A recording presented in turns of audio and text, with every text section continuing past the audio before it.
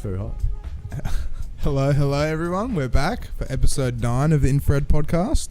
Tonight I've got Ben and I've got Josh on the podcast to talk about parties and everything else that they do within the music industry. I've also got Damo, my co-host. Hello. And I've always got Mitch. Got Mitch. All right. So give us a little bit of introduction about yourselves. What do you guys do? What do you guys do in the music industry and everything? Let's go. Let's get it going. I'll start. I'm Ben. I work at Western Power doing communication systems and help Josh with some soon times and just generally run a big ass share house. And called Quigley. We have a bunch of parties there, and then help at some more like rock orientated gigs with Yardstock and help run a record label and as you well. used to DJ as well, right? Yeah, and I DJ a fair bit. Like my deck's at home, so whenever there's after parties, I always end up jumping on and setting it up and Ben's famous mixers. Mixer. Good old kick-ons. Favorite DJ for sure. What about you, Josh? That mix you did last night was pretty good. Yeah, a few hours there. Yeah, I reckon you're my favourite DJ now. I work in retail. Been doing soon parties, which is kind of the namesake, for about 5 years now. It's part of a group, I guess, that we all run together, and it's a good time, like-minded people kind of collecting together and just having an awesome night. Yeah. That sounds alright. That sounds pretty good. Yeah. Well, let's start everything off. So you said Yardstock before. So what's Yardstock? Yeah. So that sort of stemmed out of just having friends that run in bands. So I wasn't the guy who started it, but as it's evolved, I've sort of ended up helping out more and more. So it sort of basically started with a bunch of bands and being like, I just want to have a gig in the backyard and have like a bunch of people come over and listen to the gigs, and we can roam around. To be honest, I don't really know the origin story that well, but I've got more and more involved as time's gone on. Yeah, and that's it. And now it's a thing, and people know about it. And there's Facebook groups and Facebook pages, and I was saying to you guys earlier, I think the last event we had well over 1,000 people saying they'll go onto it. That's pretty good. It was very impressive. Yeah. It was a little bit worrying. We ended up deleting the event. We were like, we don't know if we want this many people rocking up. But no, it was good. We did host it at my house and like the share house that we're living in, and I think there was probably like 200-300 people that came through there, and that was about 4 p.m. in the afternoon. No shit. That was good. We had 3 bands there. It was really good fun. So, do you have any security at all at these events? No. So like the crowd that it attracts is like They're very peaceful. Yeah. I mean, you'll get some people being drunk and being stupid and stuff like that, but everyone. I think that's the big thing about Yardstock is that it's built around like the ethos of like ultimate freedom, ultimate responsibility, right? Yeah, so that's what everything really should be. Yeah, for sure. Like so you've got a group of people who are ideologically aligned. They understand that we're all doing this for free. We don't charge entry. We don't do anything like that. And it's a very helpful community. If someone's got problems with their audio, someone will jump up and do it. Or someone needs hand like tidying something up, we'll do that. And it is a charity based thing. So we're all donating our time, and then we'll often run around with like a charity tin, being like, hey, we're raising money for whatever charity, whether that be like people doing good stuff in Indonesia or people doing good stuff in our forest down south or wow, okay, that's pretty cool. So it's for actual charities, not just like the next event to keep and it's not like stuff. It's not like your big organizational style stuff. It's literally like people on the ground doing stuff.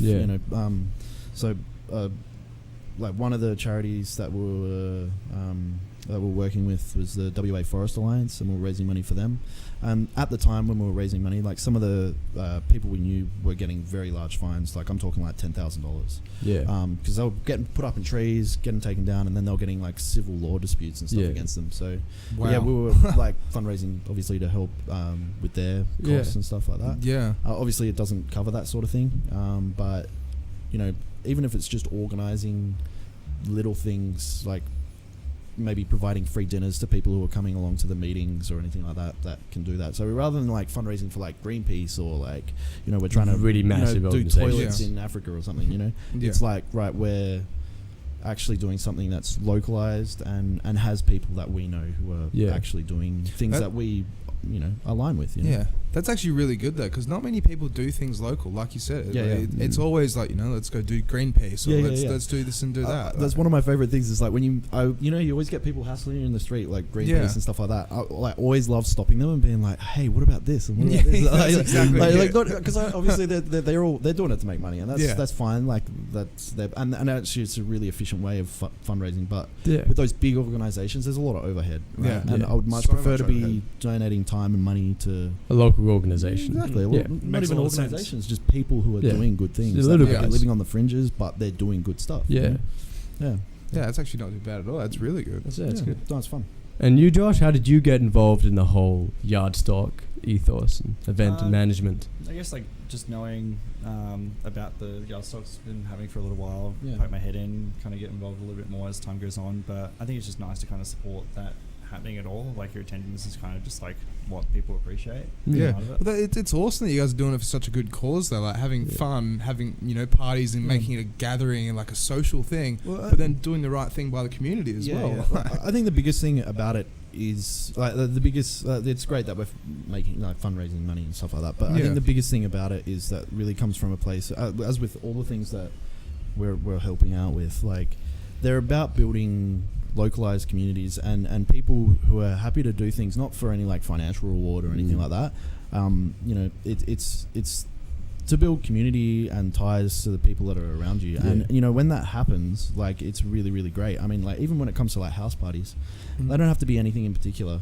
Like we had a Halloween party the other day at the share house that I live in, and I didn't actually have to do very much. It was pretty amazing. Like whereas previously when we used to have parties there, it was like I was running around for like 10 hours organizing things, setting things up, packing stuff down, cleaning, making sure people are doing the right thing. Whereas now, because there's a community around it, like I can literally just sit there and I know that like there's 20-30 people in just like the local vicinity that are keeping eyes on things as well. Right? And having people, and it doesn't matter what it is, it could be a house party, it could be Yardstock, it could be soon, it could be an event at the Bird or something. It's when you have a good group of people, that really makes a difference. It also makes for a more interesting space because people are more like happy to be expressing themselves, whether that be through fashion. I can attest to that because I've known you guys now for about a year. 6 of that I was overseas, but the community element of the events that you guys are a part of. It's just so, like, you can make friends instantly with anyone at the party, and that's what drew me towards these events. Well, that's what you want, though, because that's the one thing, like, because from a DJ's perspective, like, what I do, right, and full-time, it's so hard to, like, meet like-minded people or people that just want to, like, hang out and have fun or just want to, you know, like, so for example, like Damo coming to Jackrabbit Slim's the other night. Yeah. Like, I don't play there that often. It was actually like the third time I've ever been in the venue. But getting him to come along, good vibes.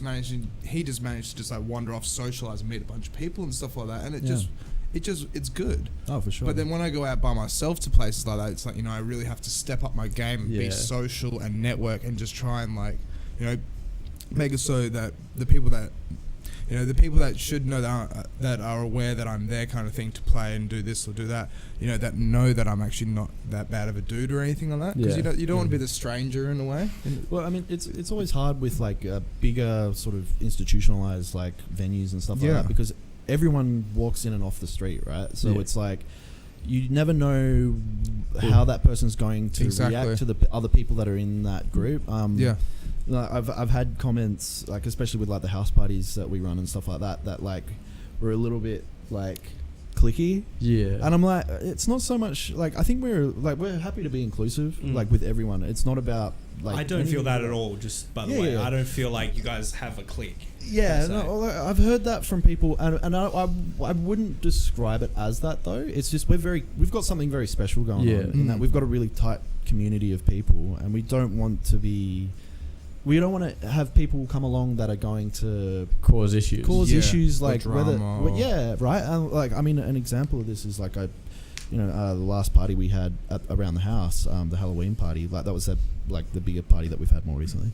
You know, I did actually turn one or two people away like early in the morning because I was like, the things that I've seen you say in the past and the energy that you've given the place, like you've got people in like altered states, you've got people who are being very open and vulnerable in that regard. Yeah. And like, if you've got someone that comes into that space and is making people uncomfortable, it shuts people down and it changes the energy of everyone. And that feedback, like it causes feedbacks as well. It's like, if one person's feeling insecure about themselves because someone said something, they're more likely themselves to say something to someone else. Exactly. Right? It's a snowball effect. Yeah. And it's like, that person was there, a couple of these people were there earlier in the day. Or in the night, sorry, like, 1, 2 o'clock, and there's heaps of people there. So I'm happy for that. But when it's in the morning, there might be like 20, 30 people left. Yeah. I don't really want that energy there. And that's why I think, like saying, oh, we're cliquey, it sounds like a negative thing. I'm happy to be inclusive of everyone as long as they're going to be inclusive of other people's differences, that's really important, That is, really important because it's all about having a good time. Yeah. And that's like what we said just before. You don't want unnecessary drama or anything silly happening. Someone said something to someone because they're hungover. It's like everyone should just be on a good vibe. Yeah, well, I think it's important that people have a lot of respect for each other. Yeah, exactly. Yeah. And it comes from that. Yeah, well, it sounds like an amazing community, to be honest. Like, try. I'm sure I definitely got to come to one of these. Yeah, great. I'm sure those two people. It's not anything against them. It's as you said. It's just you have 20 and 30 people. They're in these really vulnerable positions. And if you're just walking into that and you don't know the full context, that can be very confronting. It can cause dramas. There's nothing against. It's nothing against anybody. Anytime someone needs to feel like they need to like belittle someone else or make someone else feel insecure, it's generally because they're not feeling comfortable themselves, right? Exactly. And it's not like it's not obviously it's not a personal thing. That's why I'm happy for those people to be there like earlier in the day, right? Exactly. Well, in the night, but when there's more people around, but it's just sometimes you don't want that. You can't have that. That's exactly because as you said, older states, smaller groups. It's there's it can open fresher wounds. You know what I mean? Yeah. For sure. I mean, like, this is one thing that I probably realized most recently when I was traveling around with Josh. Like, we recently were in Europe for 4 weeks together, and like, obviously going around to different clubs and stuff like that. And actually, one of the clubs that we went to, just going through one night, like, we were in Vienna and we met some friends of ours. Like, could we get couch surfers at our house as well? We've got some beds in the shed that like people are welcome to come use if they're ever in Perth. Anyone out there? It's a place to stay for a couple of nights. Welcome to come stay. Oh, yeah. Talking to the void. No, but like, so that's how we met this girl Tanya and another friend Amadeus from Leipzig, in Germany, and like they both met us in Vienna, and we went out one night with one of Tanya's mates, who took us to like a uni bar, right? And it was like very typical sort of like, we're all drinking, we're all getting fucked up, and then we're going to sleep with each other, blah, blah, blah, sort of vibe. It was like a hip-hop club and a techno club that had like opened their doors together. It was just super strange vibe. And a basketball court. Yeah, there was a pool and a basketball court and That's stuff. Like, sick. it was a Sounds cool awesome. club. Sick. It was a cool club, but like, what was really interesting was just like obviously no one really knows each other that well. They're all acquaintances. Obviously, like a bit more of a younger demographic. But, it's not really drawn to any community. It's just a bar next to a uni that has some techno and some hip-hop playing, right? Yeah. Like, so that look, as you said, like, There's a time and place for that. There's a time and place for that, 100%, yeah. Like, it was a cool club. But, like, because of the people that were there, it was uncomfortable. It was hard to talk to people or whatever. After that, one of her friends was like, yeah, all right, like, this is kind of shit. Like, I didn't realize it was this night. The artist that's playing is actually really good, but, oh well, like, crowd's a little bit shit. But we went afterwards to actually, like, this club was, it was called Gela Forella. Great fellow, yeah. Was it in Rough English? translation is blindingly bright trout. What the hell? It's funny enough. Yeah. It is, yeah. Anyway, that club was like really intense when we first walked in. Like, they were playing like a hardstyle remix of Thunderstruck. It was like 150 odd BPM. Like, I wonder if that's the Crookers remix of that, maybe. Maybe. I'm not sure. Because I swear I've actually got that song. Yeah. I have played that in the past. It was sick. I was like walked in and I was like, Josh, this is definitely where we parked our car. On the intro to just like a rave cave. Yeah. So the night that was there was Acid Techno Club, right? And like, I don't know if anyone's watching on the stream, but like, it's done in the anti-social social club sort of thing, right? The vibe. And you could see everyone there was like really into the music of that scene, and there was a really strong community there. And like, you sit down for like 2-3 minutes and someone's talking to you, right? And there was people from all over the world. Like, music was really interesting. Like, I've sort of gone off on this like very heavy acid techno sort of like tangent with my DJing more recently, which has been really fun. But like, part of the reason why that was so inspiring was because like, just we enjoyed the music as much as we did, but it was also the environment that it was held in the community that was around it, like I think I was saying to some other friends, like it was probably one of the first like heavy music scenes I've been to, like you go to like a drum and bass gig or like a hardstyle event or like a rhythm event or something. It's like you get to 5 a.m. and there's like 90% guys, because like all the other girls are being chased off because there's like city blokes being like, welcome to Perth. And like, it was I never really realized until like I was at that club at like 6 a.m. and they've turned the lights on, and I was like, holy shit, there's like like 1-to-1 50, ratio. Yeah, it's like a 50-50 ratio, and it completely changed the energy of the place. But I feel like that was enabled purely because it felt like a safer space, and like a friendlier space. And people weren't at that club to go hook up or to like. That's it. They're just there for good vibes. They're good for the music. They're there for the experience of the place, and the lighting in there was awesome. Like, see, that's man, the full roof is just like glowing with this like ray every time bass came through. It was like good pulsating like LEDs down the top of it, but it was super smoky, and the whole back wall was just sub and speakers. Like, it's just a massive stack. Let's go. But see, that's one thing I really envy about like European clubs and just things out of Australia in a way, because like, we're on the map for the wrong reasons with Perth. We got Rapture, we've had the things with Capital and Amplify with the shirt shit going on, all that kind of crap. But then it's like, I've always said this to people, but it's like the three things about a venue is it's what's the music like, what is the music like, what's the vibe like, what the atmosphere and stuff like that is, and what are the people like. Is everyone having a good time? Is the music good? And does it look cool, or is it like a broken down pub or something like that, or is it falling apart? Like, or one thing that I really find frustrating about Perth is, and part of the reason why I like obviously helping the Zoom parties and helping with yard stock and stuff like that, is like there are so many spaces. Like, I mean, even before all this, before it even had a name, like I had a generator. I was like, cool, I've got my decks, my speakers. I used to like DJ weddings and stuff like that. Yeah. And I'd literally just be like, oh, we're having a birthday. Let's just go down the park and like set up and just DJ or like play music and have fun. Like we had friends' birthdays and like all sorts. Like even on like the Is that how Soon started?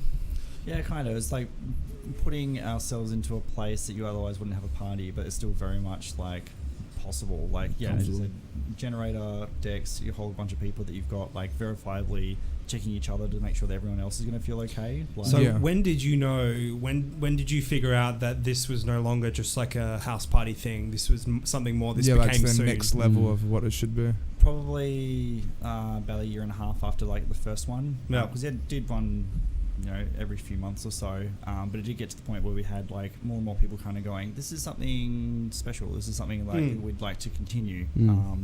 And it did get to the point, it became more of like a base for people to pursue their creative passions, which is really cool. But it's also built by the people that come along. Like we don't individually send invites out to people, everyone invites each other. And they're the ones choosing the crowd that they're going to bring along. Yeah. Like, if they can vouch for the person that they're bringing along to the party and say, this is a good person because, and I vouch for them. So it's more responsibility on them. That's and really the person. good. Exactly, Alex, I vouched for you. Yeah, you vouch for me, yeah. No, but that's really, really cool though, because that's what you want. Because then it's like, you know, if they bring a meth head along or something like that, it's not good. It's his fault. It's like, why'd you bring a smacky along? Yeah.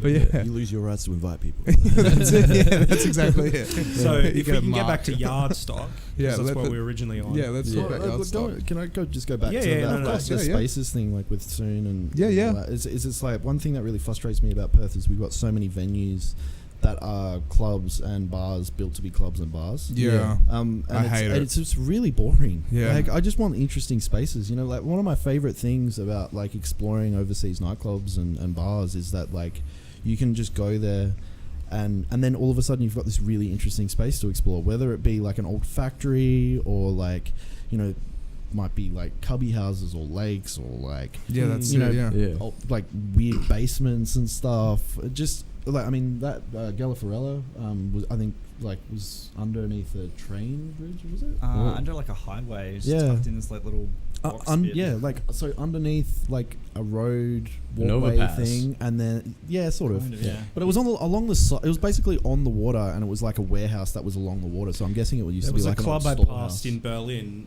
I can't remember where it is or what it was called, but I didn't go in, but I passed it. And apparently it was the smallest club in the world. And you have these big overpasses, like the highways on the overpass, and then you have the big legs that come down. And they literally drilled out the inside of the leg in the middle of a highway. Like there's a highway going underneath and over, Yeah. and they've got this club just in the leg of an overpass. That's cool. And I just thought that was cool.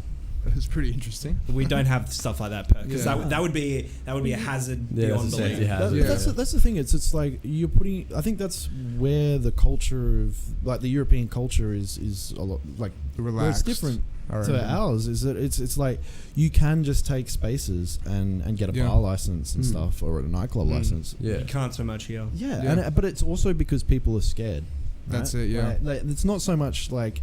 It's also that people just haven't done it and tried to push the envelope. But I think there's obviously a lot of like regulations around that cause a lot of problems. That's right? exactly it. And that's why like it's like, you know, you guys have heard of the Lookout, right? How they've got the bowling thing and stuff like that. So they're supposed to be opening up like a time zone as well in the city, but that's just the only way that potentially they can make money these days, because it's just like what you said before, it's all the same thing. Yeah. But then if you have like an alcoholic time zone, all the kids that just turn 18, like we're going there. Yeah. They've got DJs, music, and we can play Time Crisis. Yeah. And it's like, Pretty good. it's a good idea. Yeah. But then still, like after 5 years, I reckon it'll probably like die off, and Yeah, the novelty will wear off. Yeah, exactly. Mm. Yeah, I mean, that is a cool space that they've got there. yeah. It's fun. But then, as you said, though, it's like if you can go out and go like, you know, set up like a party like near a river or something like that, or a camping spot or something like that, Yeah. and it's like beautiful scenery. Yeah. You know, it's not exactly the same place every time, but But, it's like, awesome. Yeah, I think like again, it comes back to the politics of it's like I don't need an institution to be able to do Yeah. to That's have a good time, exactly it. to enjoy my friends, enjoy my community, and enjoy music. Yeah. Like, I don't need like someone standing over me being like, Yeah, no, you can't. you can't do that. this. No, Yeah. I can like. Us as a community can police our own community Yeah. and look after ourselves, right? Yeah. Like, and I, you know, I don't think like there's too many problems that come out of that either. You know, like I don't think we've ever had a problem at Soon really. no, I mean like yard stocks soon. I haven't been to a yard stock yet. My bad. Really, like because people are coming into it with that attitude and Yeah. that respect for that space, like it changes the attitudes of the space. Yeah. In as a whole, because if you you know, if you are that person that starts the fight at Yeah. one of these things, you're not going to be a very like liked person. Yeah, You know what I mean? exactly. And your whole community is going to be really pissed off. Yeah, at you, everyone's you know? gonna be like that guy. Yeah, you know. Whereas if you walk into a random nightclub or bar in the city, you don't know anyone there. There's no consequences, like social Exactly. consequences Yeah. for that bad behavior. And that's other what's than, so like- bad, because then it leaks out into the street. You Yeah. know, someone Yeah. starts a fight in some, like, you know, some bar like Tiger Wheels or something, and then it leaks straight out in the street, and then it's in the newspaper the day after. Yeah. And it's But- just it's silly, but it's how it Well, happens. but those things always happen in any institution, you're saying. yeah. I think there's only so often you can have a very community-based sort of organization or club. Even the clubs in Austria you're talking about, although they have those very strong communities, they still are. What's the word? I guess they still wouldn't have a guest list or a checklist of. They have a checklist of people that are allowed, but do they have a guest list of who's allowed? I'm guessing the DJs probably do. I'm not Yeah. sure, but Yeah. it was like it wasn't like a strict door policy or anything like that. Yeah. I mean that's one of the interesting things about like some of the clubs in Berlin. Obviously, like They you are know, selective of the They're people very they are. selective, Yeah, so I've they are. heard. but you know, like You have to it's- dress a certain way, act a Yeah, certain yeah. way. Yeah. You can't come with like there too is a many people. reason why they do that as Yeah. well. Like it's, you know, and it's not. I don't know how I feel about it in a lot of Yeah. regards, because like it's like, all right, well, it'd be good that everyone can be there, but then also, I understand what they're trying to do there. Yeah. You know, and Yeah. it's not built on any like exclusivity or anything like that. But they are trying to curate a space where people can feel comfortable in that manner. Yeah. Right. Yeah. So you know, like, and a good example of this is like, Josh and I did go to Bergheim when we were there, and like, You guys went to Bergheim? yeah. Yeah. No Oh, wow. way. Did they let you in? I'm a little bit jealous about That's that. so cool. Did you get to see the bouncer as well? I've The seen big him guy in with the the past. glasses? I've been rejected by him before. No shit. But I was 17 when I first got No rejected shit, from bro. You there. And got I'm like, fucking I was rejected like, what was by I him? freaking thinking at 17? Like, what was I doing? But still, that's awesome though. Like, was he hell staunch? He That's was very be like, cool. who the fuck? No, are he you? was Get like, out it's of not here." your night. I was like, I'm sorry, I don't speak, I don't It's speak not your German. night. And he's like, das ist nicht your-" You know, he came to Perth recently. Like, I think it was 2 years ago for art. True. So it turns out the guy's gay, right? And Yeah, he's a he fetish photographer. yeah, that's it. And so he came here and had like a showcase somewhere in Perth. And like, true. I yeah. didn't know that. That's cool. I hell wanted to go and just be like that guy. What I found interesting about that though, right, is like the club obviously is an awesome club. It's a beautiful place. I mean, if it was there's a club like that in Perth, I'd be there every weekend. Yeah. But like, it's maybe Who not every wouldn't? weekend, but like it's like the speaker system in there I haven't heard anywhere else. But the club, yeah, like I think they had like 6 stacks of function ones down the middle of down the hall. What? And then like 2 tweeter function ones at the front and then 1 at the rear.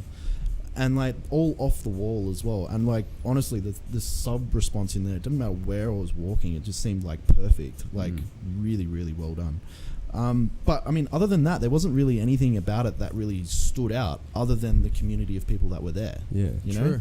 And like I would say probably actually like Trezor is actually a more interesting space and probably a cooler space. And so what we did was we went out to Trezor with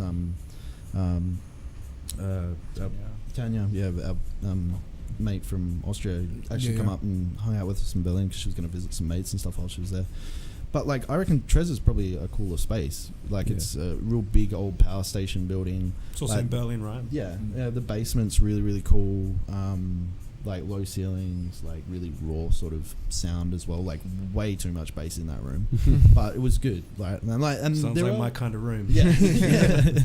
But like, what was interesting is that there wasn't any of that community there, right? So although it's a cooler space, potentially, I don't know. It's obviously It's still working. whatever you feel like is good for you, but like it was the community that makes Berghain special, Yeah. and the music obviously because they can pull amazing artists, but like Trezor it just is an amazing club, but because there isn't that community around it. Yeah.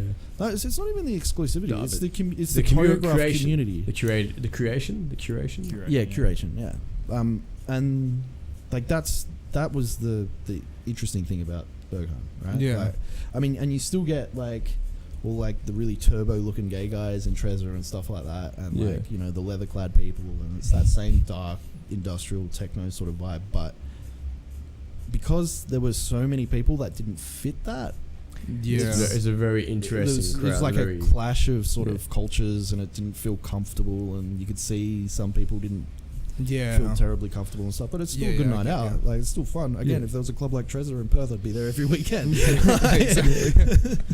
What Is that? I was going to say, Josh, what was your experience like going around Germany, visiting these clubs? Very similar? Pretty inspirational. I think like a lot of the crowd creation thing was like eye opener for me. Going, yeah, there's a fair bit of stuff that we do for soon that we're already on the right track for. And I think like these spaces are successful because of that curation. Yeah. Another one that I went to, this is on the last night of 4 in a row or something in Berlin, as you do. But I went to Kit Kat. I didn't get there.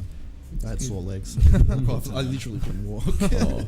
Dancing too hard. Yeah, like, literally. I think we were Trezor at about midnight, and then we walked out of Bergheim probably about lunchtime. Yeah, Wow. we got there about 5-6 a.m.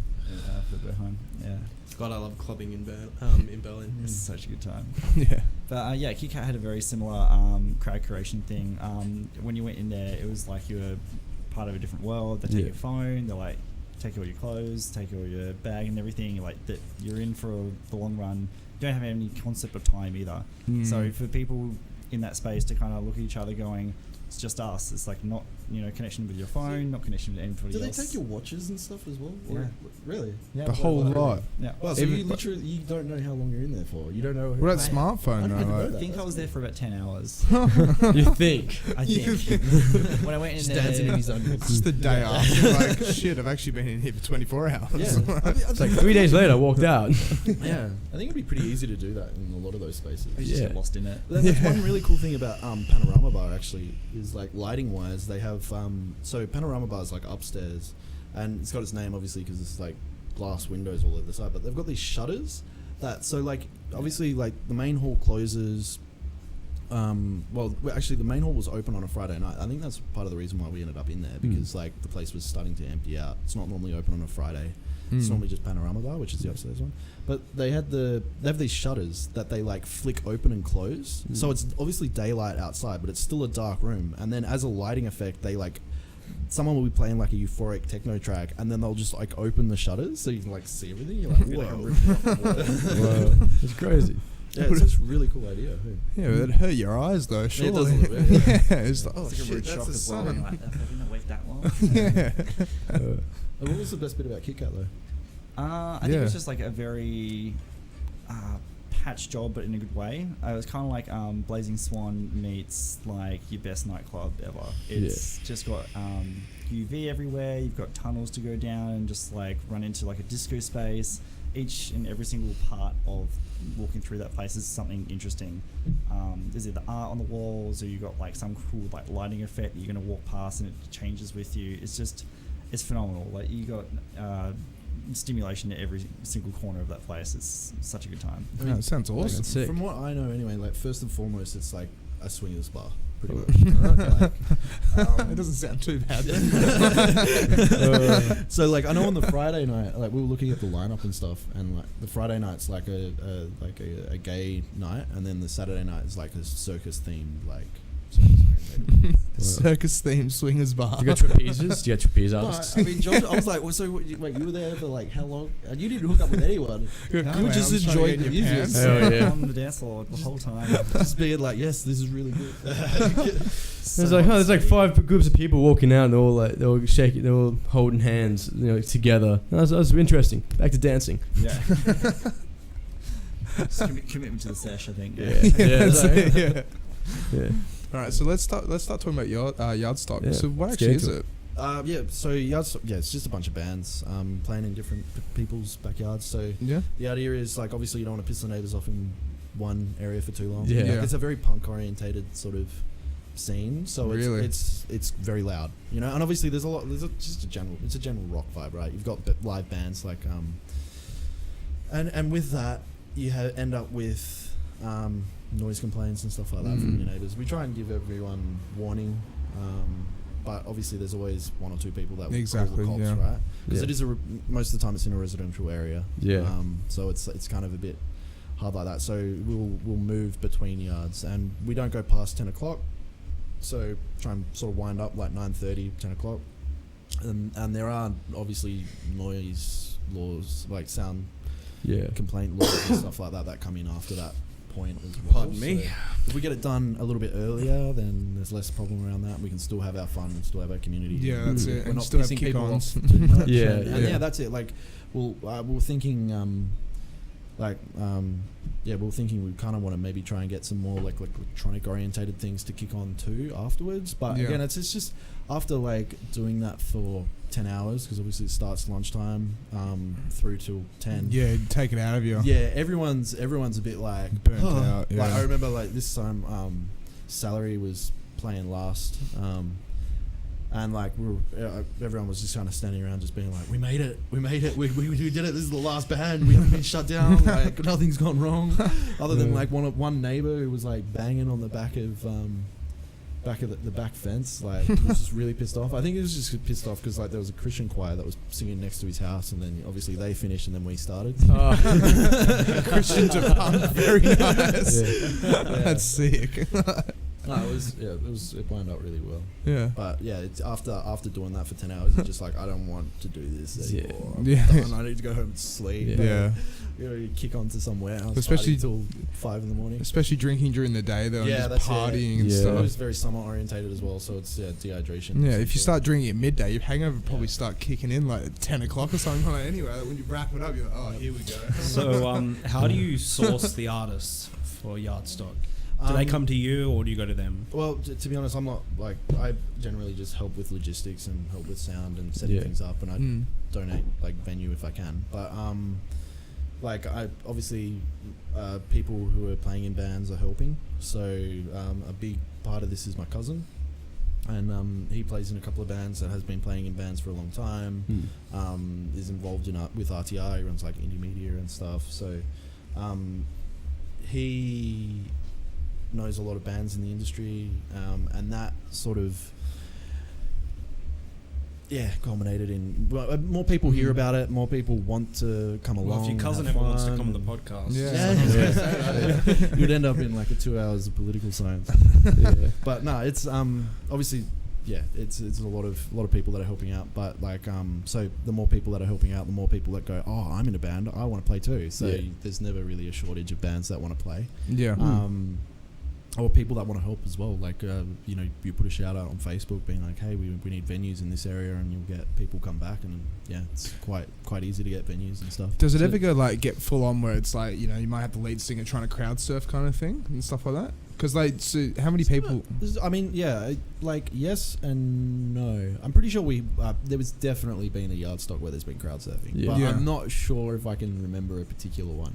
But like, I know this time there was like a full-on mosh pit in the front. Like, so that's what I was going to mean. Like, it Last gets rowdy. And I've forgotten the band that played before then. Because if it's a punk thing, that's sick. That is so cool. No, I've got videos there that like, there's like, especially the Last Quokka. They're one of my favorite Perth bands. So like, I'm actually technically their manager. No shit. So it's good that I'm lucky that they're I like how just dawned on you. I like how kind of just dawned. He's like, oh shit, I'm the manager. Yeah. Forgot about that. But like at the last house, obviously everyone's feeling pretty loose after partying and drinking all day. So like good bands were playing last as well. So there was definitely a mosh involved, and obviously like running the record label now as well. Like we were just getting artists being like, oh, we've got this like EP that we want to release, and we're kind of like, can we be bothered or not? I don't know, because obviously like there's a lot of work in this. And we've been trying to release vinyls or tapes or CDs, or not just do like digital releases and stuff. Not just for the promotion. Make it more authentic. And then it's also obviously vinyl is an investment, right? Like, and it's an investment that loses money, like 100%. Yeah. Like I've got so much vinyl sitting in my roof. If anyone wants to buy one, stoprecords.org. Shout out. You can go in there and help us out. But like they, obviously with the people that are organising that, they're obviously, they're in the band scene as well. They've got like people that they want to release personally, and will fundraise to try and get releases and stuff like that. Yeah, that's pretty cool. Yeah, Well, so it's pretty easy to get stuff for that. So I All right, reckon. soon, Josh. We'll go to soon, then we'll come Yeah, back to that'll be the fun. record label. So what's soon? For people that don't know and everything. Essentially a party. It's either a house party, or we do a party down on the beach, or like we did a recent one, Kings Park. Yeah, that's pretty cool though. I'm not gonna lie, like Kings Park, it's Kings Park. Like, out You of all just the show places. up, and you just showed up with the speakers. Or did you actually get a permit? Or you just showed up? Just rock up. Yeah. Essentially, Sick. just like if you're there in a public place, like there's someone you're not really causing a ruckus. then Yeah, I you're think fine. Yeah. They would care. And sound-wise, like you're in Kings Park, there's not much around you. Like it's surrounded by trees and stuff. It's fairly secluded. But other ones we've done, it's either in a publicly accessible place. We've got a bunch of people that help out and run the thing, either equipment or just logistics of getting bits and pieces like decorations or whatnot to the spaces. But yeah, it's a really good kind of like base for a lot of creative people to put in, like either music or art or just for anything they can kind of chip in for. Do you guys usually have like a bit of a budget for it? Because like, you know how you were saying with Yardstock, you go out and like actually get fundraising and all sorts of stuff and try and make it more of a community. Like it's a similar thing, right? But then with doing decorations, are you ever out of pocket in a way? It's fairly like low cost, I think, in the grand scheme of things. Well, I think the biggest cost would be the toilet, hey? Yeah. Yeah. Portaloo, Yeah, but that's a necessity though. You have to have it. Yeah. Otherwise, so many girls would not be happy. There's like 15 people just coming out to you at different times. Bro, I kind of need a shit. And that's what's kind of good about Kings Park, though. This toilet's already provided. Yeah, Like, that's why we very pay our true. taxes. I thought you were gonna There's say, even barbecues this time. It was great. I had a barbecue. I thought you were gonna say there's toilets everywhere. I thought you were gonna say there's trees everywhere. I did notice that somebody had a full-on barbecue like before the rave. Yeah, actually, there were kids like still there playing frisbee when we rocked up. So, Yeah. the same warehouse one we had a sausage sizzle, so people were just like, There was a bunch of people who were just walking around Kings Park and just joined in. I'm pretty sure. yeah. That is so We had cool that last though. time. It's like they're going for that afternoon walk. It's like that looks It fun. wasn't even I'm gonna go afternoon at that point. It's dance. like 1 a.m. Yeah. They're probably Going doing from some like shady 1 things a.m. in Kings Park. Yeah. Let's be I honest. remember ages ago, well, it's probably like 2-3 years ago now, but we set up there and we had a whole, like, it was probably only like 20-30 of us, like, having fun, just dancing around. I think we wound up pretty quick, but like there were like 5 or 6 people that just like, oh, we were driving past, it looked cool. Well, yeah, Yeah. go Yeah. join in. Yeah. Yeah.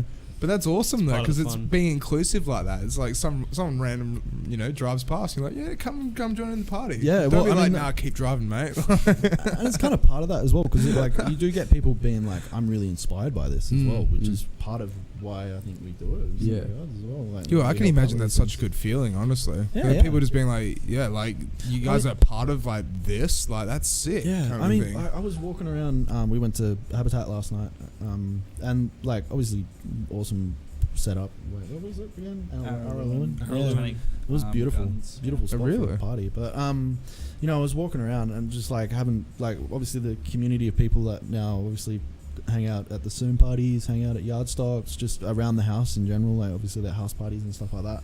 Like I truly am really grateful for the people that we have around. Like especially like the share house. Like obviously living with 8 people is not always like the smoothest of journeys. Yeah, but, like, I can imagine. Yeah, it's freaking awesome. It's nice like coming home and people having beers and stuff like that. But like just in general, like the community for Soon, and like just at Habitat yesterday, I was walking around just being like, this is so beautiful that we can just like have these people that are actually just know you've got your back. was that the party with the presets played at? For Yeah, Habitat? yeah. Yeah. I That saw was videos and stuff like that. That looked actually Yeah. really good. Like the stage setup was nice and everything. And Habitat does a good job. Hey, I used to DJ a little bit at Geisha. So Yeah. Did you ever know that someone crew. called Soul Bliss? At Yeah, all? yeah. He was playing. I saw him Yeah. DJ a little bit there. Yeah. Yeah, he's a cool dude. He's in Bali now. They're doing stuff for his he'll be Kinky in Perth at Malinky the moment. thing. He was playing last night. Oh, really? Yeah, yeah. He's back. Okay, shit. Yeah. Well, I mean, he's probably just back for Habitat and Yeah, on a sick. party or two, and then probably Yeah, back to bugger him Bali. back off. Yeah, it's cheaper to live Yeah, over there. he looks like he's living it up there. Yeah, having fun. Yeah. But no, they do a really good job, and they've got a good community of people that run that place as well. Like, shout out to Warwick and. So with Soon though, like, have you guys ever had cops try and shut you down or anything like that, or like? One, we had people rock up. That's maybe 3:30 like a.m. at that stage. Yeah. We were kind of ready to probably have a Pack it reason up. to pack it up, Yeah. but They were really good. No, they weren't. Please tell us. But they were only Shut it really down. they were only really good because we were doing exactly what they asked. You know, if we, you know, like they rocked up. Like actually, well, we had a couple of things. Like we had security rock up first. That was for next door though. Yeah, for next door, and it was like taking pictures of the number plate and like the portaloo that was parked on their property, and we're like, "What's he doing? What's he doing?" Like, turn the music off. Like, fuck, what's kind of happening? It's And really then- sus, yeah. Yeah, but then also security came along and put the bollards up and didn't say anything to us or do They're anything. just here for the bollards, not Yeah. here to shut down a party. So quickly, what Even are though we're bollards on again? I the- forgot. Like the pillars that pull up to the Yeah. car park. Oh, so really? we're in their car park, Yeah, in and their they loading zone, and like they've come along and Oh. pulled the bollards up, but then not done anything. Unless they were automated, but I heard someone said to me that they weren't. Yeah. So your cars are parked in there, and you couldn't get. No. What I had done is like I'd gone around the out. No, I made sure that we parked our cars outside. Okay. Yeah, Josh, thank we gotta God do this for that. parking next door. Like, but no, like I actually the gates out the far side, like I just closed them and made it look like it was locked when it wasn't. Just like draped the chain over it. Mm. So like they've obviously left that, which was good because we could just drive back up there and like back Yeah. up. But Yeah. like, that's actually one thing that I've found with like security and like that sort of stuff is generally they're just like it's in the too hard basket. Yeah. Like I just can't be fucked. I don't get paid enough to like deal with that. That's And actually exactly what happens because my parents own a security business, Yeah. and they've been running it for 23 years and stuff. My brother's a security guard, but like the other day we were talking about how he had to go and look after like the guy from Lamborghini or Ferrari or something came to Bustleton, right? yeah. And so they had all these Ferraris set up near the jetty, right? But my brother was a security guard. If anything happened, he was not allowed to do anything but call the police. And it's like, so what happens if Yeah. someone rocks What's up the and point of tries to- having a security guard? I know, Yeah. but that's part of the Just thing. get someone to Man, I've had stand there some with a real mobile funny phone with interactions. fucking 000 Yeah. like pre-dialed. But it's a similar thing as well. We have a security guard that drives around here, and you know he drives around all night and stuff like that. But similar thing. Yeah. Someone's doing something bad. All you can do is call the cops. Yeah, You it can't is. do a One time I single was- thing. I was walking around on property that wasn't mine, but there weren't any signs up saying I wasn't allowed to be there. And Yeah. it was publicly accessible, so I just walked straight in. Anyway, there was a security guard there, and like he hadn't noticed this, and my mate was like, "Oh, what are they doing? What are they going to like, you know, call the cops on us?" Blah blah blah. And I was like looking, and I was like, "He's just sitting there on his phone. He doesn't." Exactly. So I literally walked up to the window, and I was like, knocked on the window, and freaked the shit out of him. Like, he's like, because it's like an abandoned spot, right? You wouldn't expect anyone to be there. Yeah. And he's sitting there, he's like, winds down his window a little bit. He's like, "Why are you here?" I was like, "Oh, I just walked in. There's a hole in the fence. Like, I just walked in. I was having a look around." And he's like, Oh, you can't be here. And I'm like, "Oh, okay, yeah, no worries. I was just about to leave." Anyway, he's like, "Oh, what's your name?" I'm like, "Oh, I'm Ben. Hey, like, nice to meet you. What was your name?" And he's like, you can't be here. Like, you got to give me your license." I was like, "I don't have to give you my license." Like, why am I gonna, you know? But it was just It like doesn't this, work like was that. It's so like, yeah. I feel like it was funny because like I feel like if he had seen us and we were running or something like that, he would have been like, right out the door, I'm gonna go chase him down, sort of thing. But because Yeah. like I calmly Yeah, so went up chill. to him and was just like, "Oh, hey man, like what's going on? Like how's your night going? Like you relax." And the same thing with Soon as well. Like that guy, that security officer that came down and was like taking pictures of the car and stuff. Like walked up to him and was like, "Hey man, is everything cool? Like how's your night going?" He's like, "Oh, are you security for that building?" I'm like, No, I'm not. Like, I was just seeing if what you were doing. Like, I'm 'cause I here saw for the you- rave, bro. yeah. Do I look like I'm security? No. But then again, I've got friends who do security. They don't look like they're from security. Yeah, but how are you dressed? Yeah, We're in all black. Did you look like a security Yeah, guard? no, I didn't. I had like a friggin' tie-dyed shirt Oh, on. true. Are you security for this place? Yeah, obviously. Yeah. Like, I do 40 Yeah, weeks they security. This is a pretty odd uniform, bro. This is a really odd uniform you got there. Yeah. No, but again, like super relaxed. He was just like, "Oh no, you guys can do whatever you want over there. It looks like you're having fun." Blah, blah, blah. Like I was like, "Yeah, thanks, man." Like I was just wondering what you were doing and if you were all good. Yeah, he's like, "Yeah, not a problem, man. I just sit here watching my films. It's okay. You do what you're doing." Other side and mine as well. You're Yeah. in an industrial zone. You're not nearby anyone that's going to Yeah. be awake or anything like that. Like you pick the spot. If there's clearly a sign for you to like not be there, like you Yeah. don't set up in that spot. Yeah. Yeah, that's Otherwise- exactly it. Yeah. Because see, like, we've been having heaps of problems with my uncle's pub, right? The Flying Scotsman. Yeah. And so, like, they used to have the Velvet Lounge down the back room, and that was the Yeah. band room and stuff. But the problem was, right, is that just down the road, because, like, So you got Beaufort Street, and then the Scotto's just here, and then there's this road that's just there, right? Car park there. It's all like housing and stuff up there. So it's like the obvious thing. It's that you live next to a pub that's going to be noisy and stuff like that. But some Asian people moved in, right? Who barely speak English. They actually called the council and started complaining. Then they got their own sound decibel meter. And then so with that, every time we had a band on, they just walk outside on their balcony, hold it up. Yep, they're blowing the limit. Sure. Call up the cops. Wow. And so we got fined like twice for it, and then we just had to completely get rid of it. Yeah, right. No more bands, no more nothing. This is Grumpy's? No, yeah, this is not Grumpy's, Caboose. Oh, it's It was before Caboose became a thing. Yeah. Wow. Yeah, That's it sucks, shame. but you can't do Yeah. anything these days. It's really good that they've now put the live music precinct zoning in like the Northridge area. Like that was apparently like a trial they did, and it's been successful in other areas like Melbourne. I kind of think maybe that's Yeah. why we get away with so many parties. Are we part of that precinct? I don't know.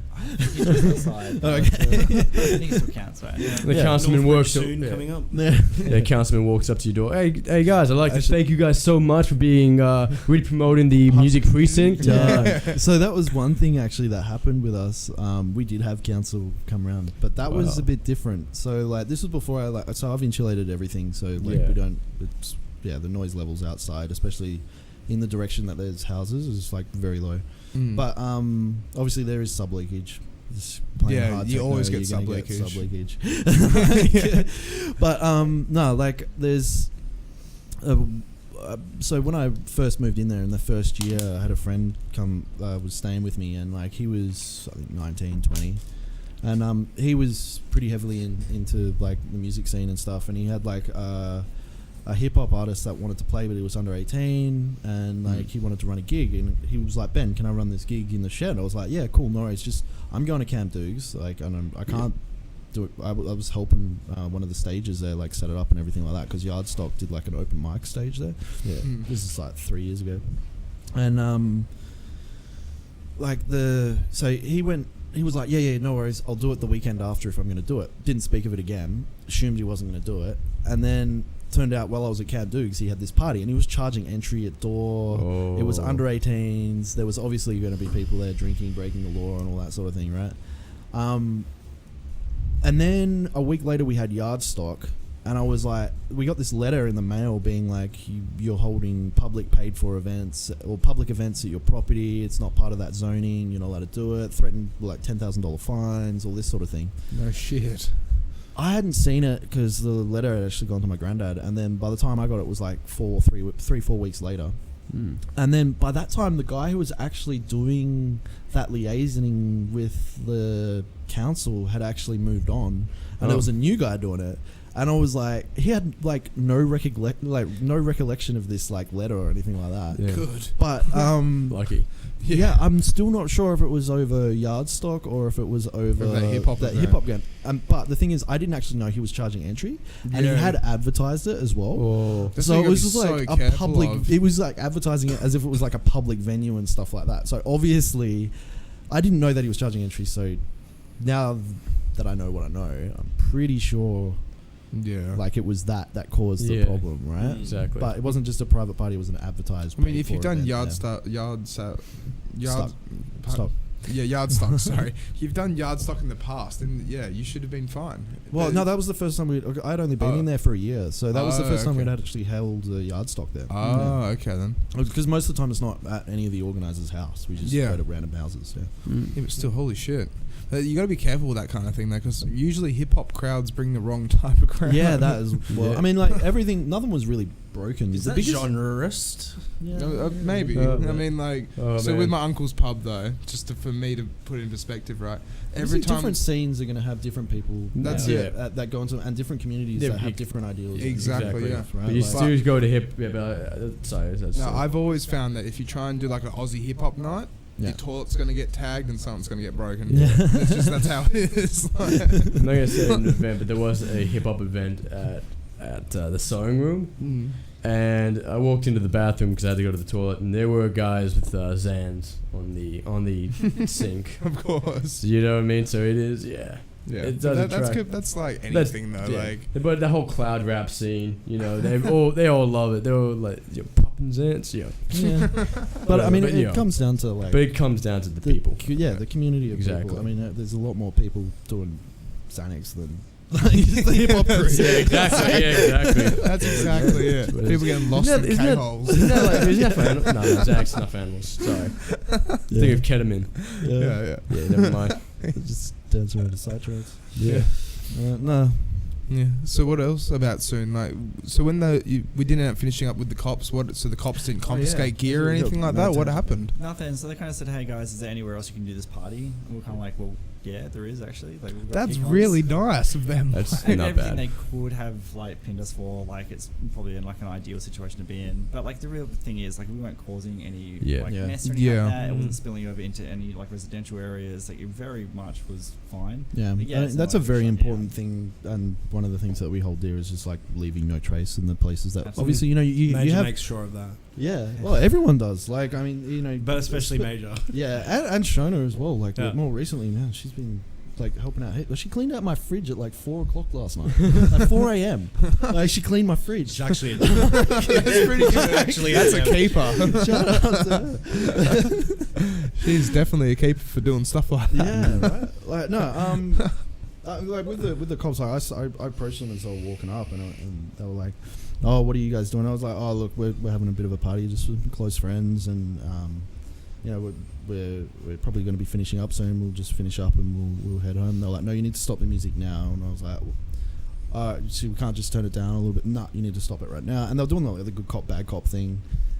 And again, like in that situation, you can't push anything. You know what I mean? And they were friendly, but only because everything they said, I was like, yeah, okay. Makes Because sense. you haven't got a leg to stand on. That's exactly You know, it. but yeah. like at the end of the day, it's like you can't say they were good. No, they're just asserting. They're just fact that, police doing their job. Yeah. Yeah. Yeah. But yeah, Yeah. it's like anything. It's like security. Yeah. Could So- have been worse. Yeah. Yeah. No, look, it could have been worse. Yeah, but yeah. the thing is, it's like, yeah, all right, they could have like a completely overarching like abusive power. I'm But Exactly. at the end surprised of you the guys day- had no issues for the Kings Park one. Yeah. I'm not surprised by that actually, because there's no one to complain about it. Mm. Whereas If that you're in there the heart was of the noise park. But complaints. there was That's so why many they people came. going. Like, you have to like, turn there it were off because of constantly noise. cars going Yeah. down there. Yeah. Those are all the Ubers going. Are you sure you want to be dropped off here? Yeah. I then they get actually lost tried on the to way call out. an Uber at the end of that night. I was like, I'm gonna go home. I'm dead. I'm done. like, because a bunch of guys had rocked up from Nevermind, Jimmy J and Antiv, and they were kicking on from the event that they had at Nevermind, and they were really good DJs. Did you end up getting an Uber? No, I didn't, because he didn't turn up. He was like, I can't stop there. I'm like, well, Well, yeah, what are we gonna because do? Like- Xanthi and her partner Adam. Yeah. Xanthi and Adam, right? No, Xanthi and Jack. Xanthi. That's the one. Yeah, I was like, So Adam's, is this- Robbie. yeah, Adam's Messed Robbie's partner. Yeah. So Is it- they couldn't get an Uber either, and they had to walk all the way out to the main road. Yeah. And then they got there, Oh, and the entrance. the Uber driver There's, cancelled. Like pickup zones that you can't actually get Ubers in that area for. Oh, right. Maybe for a It's specific weird. reason. No, but Adam's it's having a problem getting an Uber as well. I remember So saying. the reason why the cops, and they made it really clear to us, like the reason why they turned up at the Zoom warehouse was because there was a noise complaint, and we'd looked at it, but like we were going to be underneath, but then it was quite visible from the road, so we're like, no, we'll have it in their loading zone, which is on the second story, Yeah. and probably like a K away there was houses. Mm. Maybe probably a bit further than that, over like quite a large like environmental sort of break there. Just quickly, is this Xanthi May, M-A-E, her last name?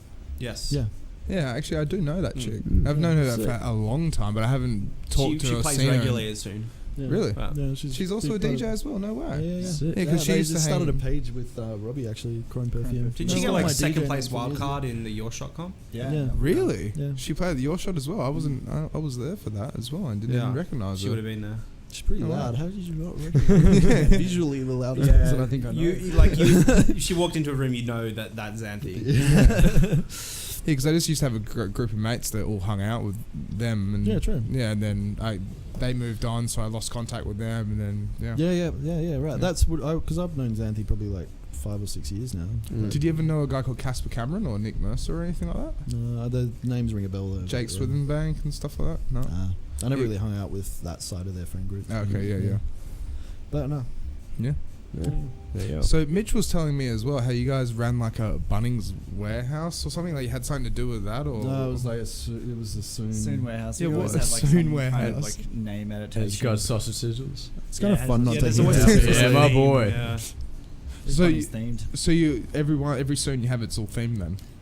It's kind of depends on like what the time of year it is. Like Yeah. beach rave would just be a beach rave. That's the thing. Yeah. Again, I think with the Soons, it's very similar to like the record label and stuff that like, Stock Records, in that like we're not so focused on like a particular genre of music. It's more we're gonna find interesting spaces and see what choreograph happens. sounds around that and be like, right, this is the Yeah. space that people are playing in. Because the Soon Warehouse that we did, we started off with you, Ben, and you were playing sort of tech house, and then Dan came in and started playing drum and bass. Well, I moved up into that. He told me that. And I was like, Well, yeah, I 'cause didn't know this. actually, but that now was. I do. I I'm want gonna to move take into credit for that because I went to Dan and I was like, you might want to go talk to Ben because you're like playing D&B and he's playing like some like slowish house. It's gonna sound real weird. And so he came I up to me moved and it he's up. like, I moved it yeah, up. no, he said you did a really good job. And so Dan did D&B, and then I did Psytrance and D&B, and then we went back to Tech House. It's just the weirdest But thing. then, like with the most recent one, in Kings Soon. Park, Yeah. well, we sort of started off playing like sort of very chill sort of. Well, I was playing like more like bassy sort of tech housey sort of stuff, and then Floor fillers. huh? Floor fillers from Toby. Yeah, Yeah, that that was a good was time. good. And then Andrew, just like the tractor setup with like the 3-deck mashups that he loves doing. It's- Oh yeah, that was sick. Yeah, man, he's just such a That cool was job at actually really good. Yeah, Well, the on a mashups that on he a did. tractor setup as well. Yeah, Yeah. he was Yeah. playing on a Tractor S4 Mark II. Yeah. And he was he just he pumping runs out like 3 decks at a time. at 3-4 times. decks at a time, Nice. just like mash up. But it's all house Live music mashups. though, or Huh? all house and tech Housey house stuff, and but Yeah, like it's a housey lot stuff. of like throwbacks to like 90s Yeah. tracks and stuff. There's a lot of like Moby and Fall Out Boy and That not sounds Fall Out good. Boy, Fatboy Slim. Yeah, Fall Out Boy. That sort of stuff. I'd like to get him on this because he's a tractor Oh, fan. fucking get out. I started off with tractor. I mean, that's all I use. Yeah. I actually do not like using CDJs at all because No? I just can't do what I can do on tractor. He Yeah, doesn't no, like for using sure, I them because totally he doesn't know how to use No, them. I do know how to use them Exactly. after doing Silent Disco at Jackrabbits, but in my opinion, they're from 2012 or whatever. Oh, they're man. old. Like, Josh has got a few words to say about Pioneer. Hell yeah. What do you Oh, gotta say yeah, Okay, about let, it? let we it go. out. We want to hear it. no, Josh. tell me, is it good or bad? Is it bad? I think like physically the decks are like very nice to use, but like just everything software based is just fucked. Yeah, everything. Yeah, and you always have to service them, and it costs about 12 grand for a whole Whoa. set. And it's like, yeah, it's a car. Yeah. Like, Mitchell, what's your response to Yeah. these accusations? Um, I'm glad you're on my side. I totally acknowledge that you can do more on a controller, Yeah. like just on the controller because it And you tractor, collect it into your, not record box plug it into your or laptop, Serato. right? Amazing. You, No, look, you the essentially have more integration- power behind you Yeah. with the controller. No, the integration with tractor is Oh. awesome. I mean, like I used to the way I started was like basically messing around with synthesizers. Then I was mixing in Ableton. Then I started messing around. Obviously, like the transition from like Ableton and using like control, like the all their plugins and stuff from Native Instruments, and then going from that to Tractor, and then seeing all the integrations there, and then I got like some 1200s and was like vinyl like scratching with that, like not scratch DJing, but I just have one record player there, just like with the control vinyl playing, and then mix back and forth through the decks on that, Yeah. and like Oh, so are you saying you actually had like one of the actual tractor vinyls? yeah Yeah, because I've actually got a set of them inside, and they're the funnest thing to Yeah, play man, on. they're great. They're Yeah. like I've used that setup for like 2-3 years. Like I loved it. But the problem is, it's like you get people rock up to a house party, and you're like, oh yeah, so like you're gonna have to figure out this mess. Like because I've got like a Allen and Heath DB4, right, which is a really really nice mixer, but it's Can like you actually pull there's- that up, if that's right? Yeah, Oh, yeah, keep going though. No, it's like a super nice mixer. Like it's pretty much their flagship digital mixer from Allen and Heath, and like, but there's What's this the meme. model? DB4. DB. Yeah. There was a meme I saw the other day, and it was like a Halloween costume, and this guy had just dressed up as an Allen Heath mixer. Very nice. Oh yeah, those ones were Just amazing. dress up like that. Those are phenomenal. They're great. I They're wish great I could mixes. see what I was looking at. That's actually Do nice. it. That's a small image. It's It's pretty unique as well. How like the mids are actually off to the left hand side. trying. Yeah. Alan Heath So just make those, great they're mixes. not just like, that's not just the 3-band EQ. It's got, so it's a 3-band EQ. It's got a filter and resonance. So it's got 3 settings for those 3 bands. there we There we go. go. So the different colors. So the ones in the middle, like those 3-band EQ at the top there, that's actually set to the EQ setting, and then the ones on the right, the blue color, represents the complete cut. So you can actually, it has like different, like you can have like either like a Pioneer style like cut, or you can have like a full dead cut. Yeah. And then there's also another setting which is filter, so you can have like a high pass and a low pass and a resonance in the middle. That's it. So it's just like all of that in like one bit, and then in the full middle section is all effects, and then the top, like that above that with the numbers on it, is a loop bank, so you can set loops. You can set loops through the mixer. Yeah, it fully digitally analyzes the music, so it'll tell you the BPM, which is that's really handy exactly if what you're I was mixing just vinyl. That's what I was Yeah. just looking at just there. It's like you can actually see all 4 decks what BPM it's Yeah. at. So That's why insane. it does that is because it has BPM specific like effects. So like a ping pong delay, you can have it like a quarter or a half or an eighth, like Yeah. 16th, 32nd. yeah, all that. Yeah. Like you can set like that will then go along with the music, right? Mm. So like, and that's just like Some a new ping pong. Pioneer mixes will do the same thing, right? Yeah. Oh, to be honest, I haven't looked at a lot of new Pioneer mixes, but a No. lot of people like jump into that and they're like, oh, what the fuck? I've never seen And already that with like Tractor, Yeah. and then like the control vinyl, people would just be like, "No, I'm not even gonna play. I bring my own decks and stuff." And Some kind of Frankenstein beast. Yeah, Sounds exactly. like But that's so cool though. It can analyze all 4 decks at the same time. yeah, because it's like got digital Pioneer analog. cannot do that. Yeah. DJM, it's 1. Oh, Do you and agree you've with got that, two Josh? sets of two sets of filters Pioneer on either can't- side as well. can't do like anything high pass, low like pass, that. Yeah, band there's pass. Yeah. Scares different the hell out of tools me. for different things, right? It's a very scary Exactly. disc. If you're buying a mixer like this, you're going to be a more technical DJ. Well, Yeah. I bought this when I was DJing with Ableton. And Yeah. did it work? And did you find it very easy to? Yeah, adapt but it again, to? it just took way too much prep. Like that's the reason why I like Pioneer. It's accessible. Like it's super accessible. That's the biggest thing about it because Yeah. you just take a thumb drive and as long as Exactly. it's set up, you're Right. good to go. Mhm. You plug it in, you've got all your music good to go, and it's really intuitive way to search. Like I used to prep sets whenever I was playing with like, I mean, it could have just been because I was starting out. I don't know, but like I used to just prep for hours, being like, all right, all these tracks is the set that I'm going to play. And when I was mixing with Ableton, obviously that's quite easy to do. You can like get everything time coded perfectly, get everything set up, and be like, right, this is where I'm going with this.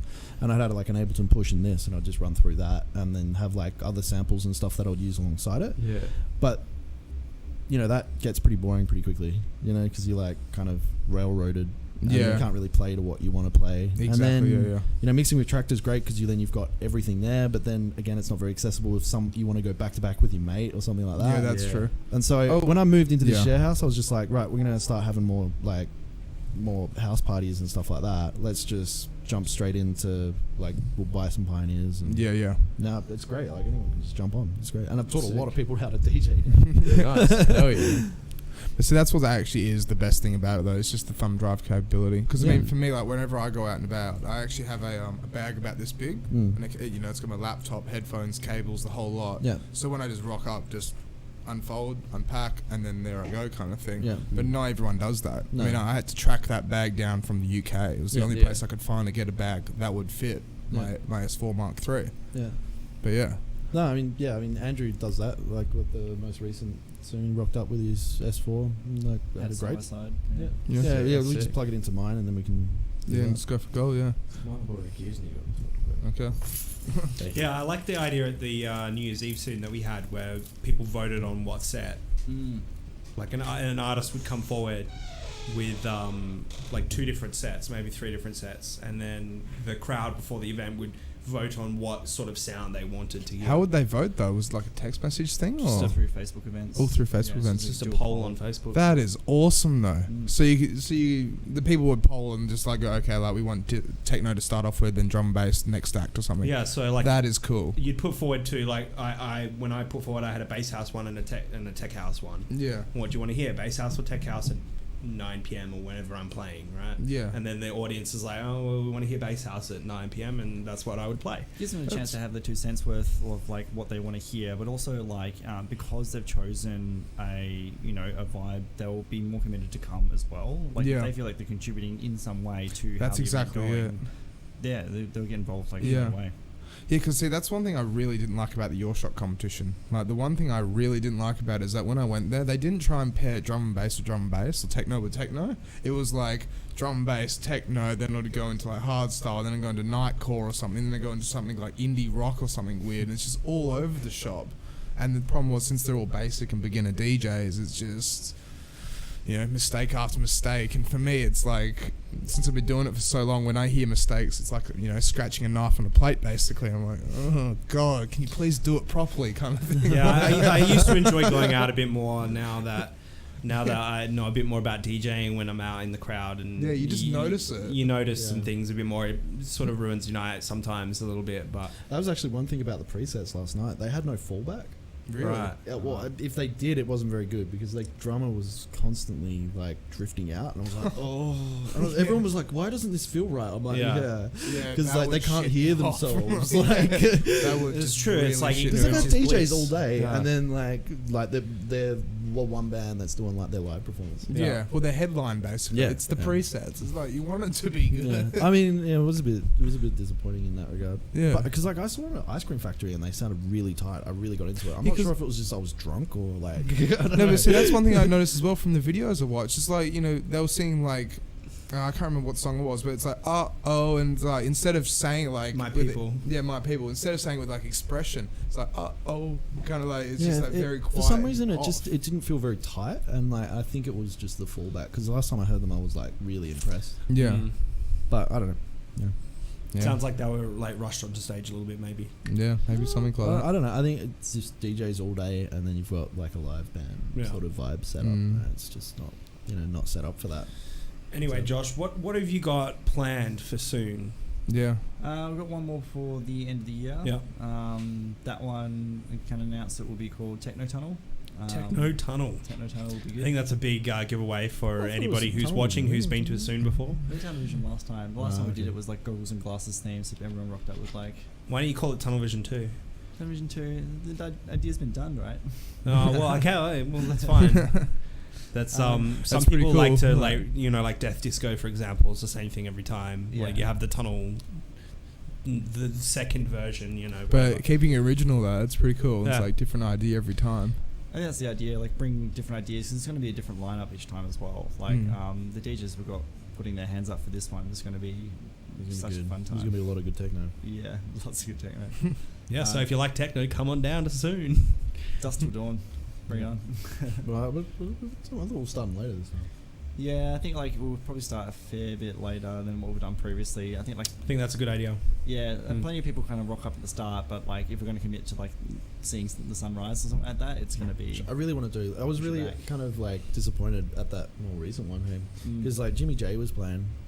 He's a really good DJ and like tech housey sort of stuff, but he was playing some really nice stuff. And I went up to him like, I'm pretty sure we're gonna stop pretty soon. We're kind of getting a bit knackered. We've been here for like 10 hours, and he was like, but I really wanted to see the sunrise, and I was like, that would be really good. Hey, like playing a sunrise set like in this playground, like top story, looking out on the trees and stuff, and I was like, oh man, that would have been so good. But the problem is, all our friends have started going home and stuff, and we're like, we don't want to get stuck here with all this stuff by ourselves. Yeah. How hard is it to pack all this stuff up though? Is like Fits in a car. We normally pack it down pretty like efficiently. This next one we're going to be coming up with like a fair bit of like custom light strips and that kind of thing. Have it really kind of built out for that tunnel. It'd just be. But again, it's not going to be. fitted. It's going to be kind of more probably minimal than the last one actually. Minimal, yeah, but like there's still like bits and pieces everywhere that you kind of have to like put Yeah. together to run it. yeah.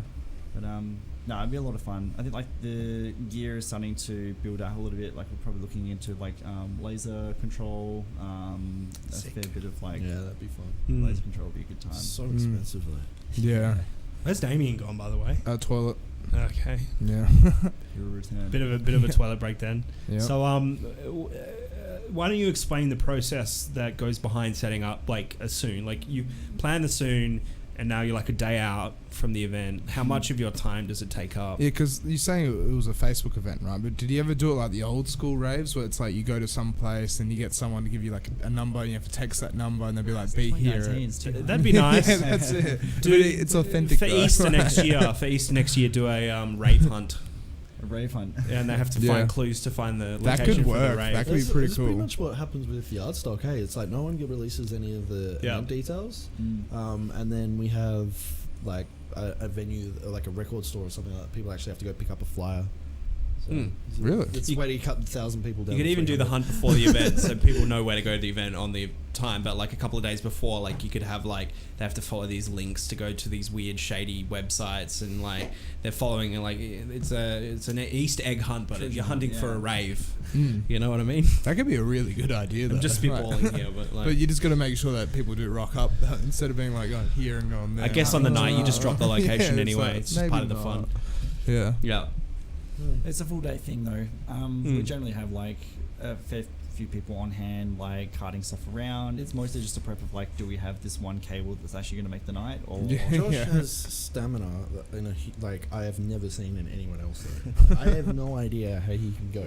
Like even just that weekend in Berlin, or even just like there's some weekends I'll be like Sunday night like dead. I've gone out one night, and he's gone out like 4 nights in a row. I slept maybe 4 hours in like 48 hours and still like, yeah, let's go to movement. I'm like, what the fuck, dude? Like, how are you doing this? Really, like more sober nights than any. As Yeah, well. yeah, It's yeah, not like like- Red Bulls all night. It's like I've had a chalky milk tonight. Like, I remember that like classic Josh quote from like one of the parties. He was like, really, I was like, oh, how you doing? You're looking to be exhausted. Like I've woken I think up that's from being Shona. in bed. Hey, yeah. Hi, Shona. Hey. Thanks for stopping by. Yeah, and I was like, you're looking really tired there. He's like, yeah, need a bit of a, like he'd been DJing, right? And it's like 5 or 6 in the morning, and I was like, yeah, you're looking a bit tired. And he's like, yeah, I definitely need a chalky milk and a sit down, hey. I'm like, what? I'm not 8 hours sleep. That's Yeah. too. I'm going outside. Oh, okay. That's hilarious though. But I mean, I've been told similar things as well, where it's like I said, like I go out all night, all day, and I Yeah. just have to push through it. And like at the end of it, you know, usually, like I said, usually Monday is just my rest day. Like I just hibernate. I do not leave the house, kind of thing. But then, yeah, we had to move the podcast to tonight, so I had to wake up a bit. It's a but Sabbath for you. Yeah. yeah, it's a little bit. How are like you DJing obviously all weekend? Like, how are your sleeping patterns during the week? Do you find yourself just like staying up super late? So this house has roller shutters, Yeah. right? And I'm so happy it has roller shutters. Yes. And so I turned my bedroom is like it's an old lounge room, Mm. right? So with that, there's just roller shutters on the windows and everything. It's so freaking good. But Nice. then, like, you know, I'll get home at 4 a.m. at Capital, right? 5 a.m. maybe, depending on the time, whatever it is. Sun's basically coming up. And then I'll sleep. So, like I said, I have work at 3 p.m. So I'll try to sleep. Sometimes I just can't. Like, Yeah. I'm too just awake. And I'll either try and sleep or just put headphones in, put lo-fi on, and just try and chill and mellow out. And then, you know, midday, 1 o'clock, just get up. So can't do anything else. Like, get ready for the day and then bugger off into Freo. And then keep my sunglasses on all day. Like, and if anyone disturbs me, it's like, yes. I do want alcohol. You know, Give me a now Bloody that- Mary.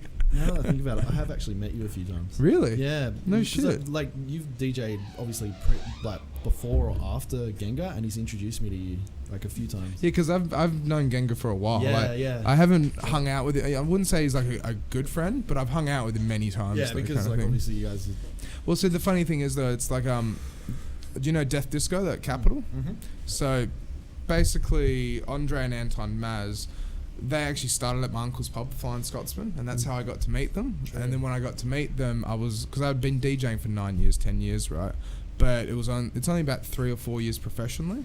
So when I met them, Andre uses the same equipment as me, basically took me under his wing, taught me the ropes, and then gave me gigs and everything like that. And that's how I know everybody in the scene, kind of thing. Because I go to Capital, I've been going there religiously every Saturday, not to like, you know, go and... Because the biggest thing as well is like I barely drink. I used to drink a lot, like a lot back in the day, right? But when I go to Capital, it's like, you know, work faces on. I got to socialise and network and be everyone's mate and be friendly and just make sure the vibe and the atmosphere is good, right?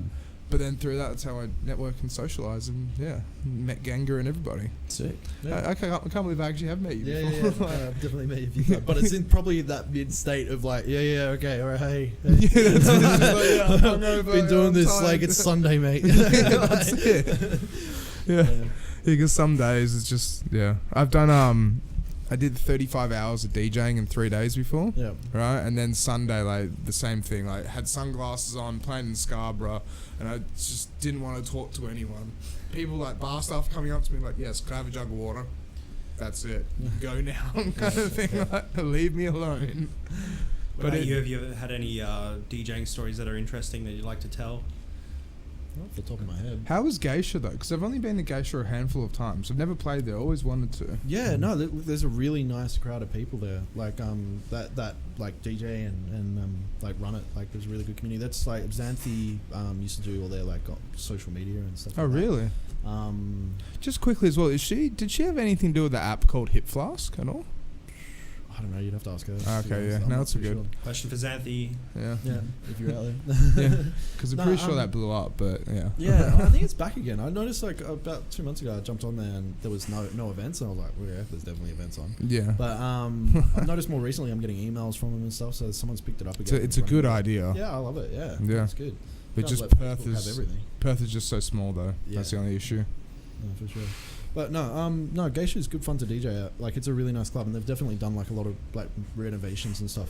Yeah. More recently that have sort of opened it up a little bit. Yeah, because they've got Function 1 sound system as well. Yeah, don't yeah, they? no, they've got a Yeah. good sound system in there. Yeah, no, for sure. Yeah, no, I like it as a club. It's been fun. Like, I mean, definitely some of the bigger crowds I've ever played have been there. Like, I played. So I was part of when Pilot started. Yeah, I think I've heard of that. Yeah, so they do that every second Saturday. I'm pretty Yeah, sure. EMAS has been getting involved in some pilot stuff. at Geisha recently. So Yeah, no, like I mean, it's that's how I DJ'd that event 2 or 3 times. But the biggest thing for me is like I'll find music, I'll really enjoy it, and I'll play it to death, and then I'll be like, no, I'm done. And I do that with genres as well. Yeah, like I'll go through phases of stuff. I And know so exactly for me, how that feels. I couldn't like keep up with that. You know, like to try and do that. Like at that stage, it was once a month, and then they pushed it to every fortnight. And I'm not the sort of person that's gonna throw myself out on a limb and be like, yes, go to this event, go to this, and like spam my mates with stuff. And like whenever there's money involved, it sort of does become about promotion. Yeah, about and it getting makes it people so through the much door. harder. And like and I don't. I do this for fun. I do this because I enjoy it. I do it because like I want to build community and share. Well, that's music what's and so stuff, good right? though. Like, That's actually as I just said in the beginning and everything. That's what's so good. It's because like the whole thing is like there's a line between being promoter and then also just trying to get your mates to go to an event. Yeah. Like for me, whenever I go on DJ and stuff, I don't. I'll post it on Facebook. Alex, remember your microphone. Yeah, I got to stop leaning. I'll post it on Facebook and stuff like that, but I won't tag people. I won't try and message people and say, "Oh, Yeah. come down, watch my set." Like I did it to you the last time at Jack Rabbit's. But that was But that's because I was going there and I've never really been there Yeah, before, exactly. kind of thing, and Yeah, didn't know what to expect. I was keen to come down with you. Yeah, Mm. but then with that, it's like actually just trying to shove it down your mates' throats. It's like it's not a good thing. No. It's Yeah. if they want to go, they'll go. And then like you guys making events for free and stuff like that, it's such a good thing. Yeah, well, it's just fun. It's for the love. It adds that level of characteristic to Perth. Because that's Yeah. what we're really lacking, good things Speaking in Perth. of good things in Perth, do you know of anyone else who's doing a similar thing to Soon? I know there's been a couple of Previous parties like Fungal and whatnot. Like that's but I mean they're always charging entry and stuff. yeah. And yeah, I mean that. And obviously you've got like Staying as Garage well. TV, but I think they're a bit more commercial No, nowadays. yeah, and it's like I don't know how I feel about that as well. Like, Have you ever been to a Garage TV event? Yeah, for sure. Yeah. Like, I mean, like I dig what they're doing. I'm sure there's a really nice community there. But for me, I'm like, it seems strange to build. Like, I mean, essentially, it feels like fashion came first, and then they created events to promote the fashion. Right. You know what I mean? And that to me makes like an exclusive sort of environment because you're like, all these people have to buy this sort of fashion to then. So what actually Yeah, is part of Garbage it, TV? yeah. Just Yeah. quickly for the people that don't know and stuff. Garbage TV is an event. I mean, to be honest, I haven't been to many of the events. It's an event. It's not a club or anything. They usually hold it at Soggy Bones, Old Aberdeen it's Street. some like Beautiful. warehouse place that's I've heard the near name. Badlands Bar. Oh, Close-ish. really? Well, and like the events that they do when they get internationals and stuff like that, like really cool. Like, Yeah, some of yeah. Like the out of body stuff. It's like, a paid there's lot event, of- but yeah. it's set up like a rave, Yeah. basically. Yeah, I mean some of the more underground raves in Perth are like are very good. Like they get like some very good Yeah, artists come through and stuff. I mean, But- like out of body in particular do some like really good stuff. But what was the fashion thing though? So it's Yeah, like, so Garbage TV is like a fashion. Yeah, it's a brand, I'm fashion pretty sure. brand because Yeah. you always see the I name didn't of even it. know that. I Yeah. just but then so you have to buy Garbage TV clothes. No, or it's you like don't have to, but yeah. it just like I've found some of that scene to be a little bit pretentious. Yeah. You know, like, But see, that's just not good vibes, though. It's not yeah, good, and good I'm atmosphere. kind of like at times I guess I've felt uncomfortable because I'm not like You're not part of the scene. I'm not in that scene, right? And that sounds kind of weird. Yeah. For me to say. Like, I'm not. Yeah. You know, I should be. You could say they're a bit of a clique. Yeah, but it's not. You know, it's not. Yeah, I don't know. No, I get Like, exactly what you're saying. It's good music. It's good fun. They definitely create a good party. Yeah. But yeah, again, I don't know how I feel about it being Mm. about creating a scene rather Yeah. than like a good time. Well, Yeah, let's but talk I'm sure about they're trying to make a good just time creating as a well, good though. event. What elements do you think are the best to create a good event? The event that you would like to see? We asked that question a lot in the surveys we do for Soon, actually. Yeah. Like, to ask the crowd, like, what do you think is the most important part? Like, they want to feel safe and welcome is Yes. always number one on Yeah. top. Music is to their liking, whether that's like a large range of music or like a build or flow throughout the night. That's definitely like adding to it. The location as well. Like, if you can pick an interesting space for people to kind of just like arrive, feel welcome, feel comfortable, and just go and explore, like, you set for a good time no matter what the music's going. Yeah. Yeah, because that's what I've admired about all these doofs popping up and stuff like that. Like all these, because like there's a shout out to all my mates that go to the Scotto on Wednesday, but they actually all go like they all like congregate and go to all these different doofs and everything. Yeah. But it's just like it's all about good vibes. And How it's long in- has Blazing Swan been going for now? Yeah, that's been going Like for a 8 or while. 9 years, isn't it? Yeah. Is this the 10 years? Yeah. See, I've never actually been to one, but I've heard so many stories where so it's much just fun. everyone is just It's so good. on the same level. Everyone's there for a good time. It's really, it's crazy. Yeah, and like no one's there to disrupt anything or just like try and ruin everyone else's night. It's just like everyone's there to have fun. Yeah. Yeah. And, yeah, I mean, like the Camp Dukes festivals as well. Like it's a Yeah, good they're- community around that as well. It's good fun. I know, like a few of the guys that help with that, like really good people. They're trying to do some good stuff. And then Rain Dance and like Naughty by Nature and Yeah. there's an event that some friends of ours are putting on. That should be. Do good you fun. just say Naughty by Nature as well? Yeah. Yeah, see, that's where I got mixed up because I was short story, right? Death Disco with Andre. Me and him were talking about Naughty by Nature going to one of those parties, right? Yeah. And I thought, why are they advertising Naughty by Nature? Because they had a black dude on the video and he's playing like electro and stuff like that, right? And I was thinking like, but Naughty by Nature is a hip hop band from the 90s. Like, Yeah.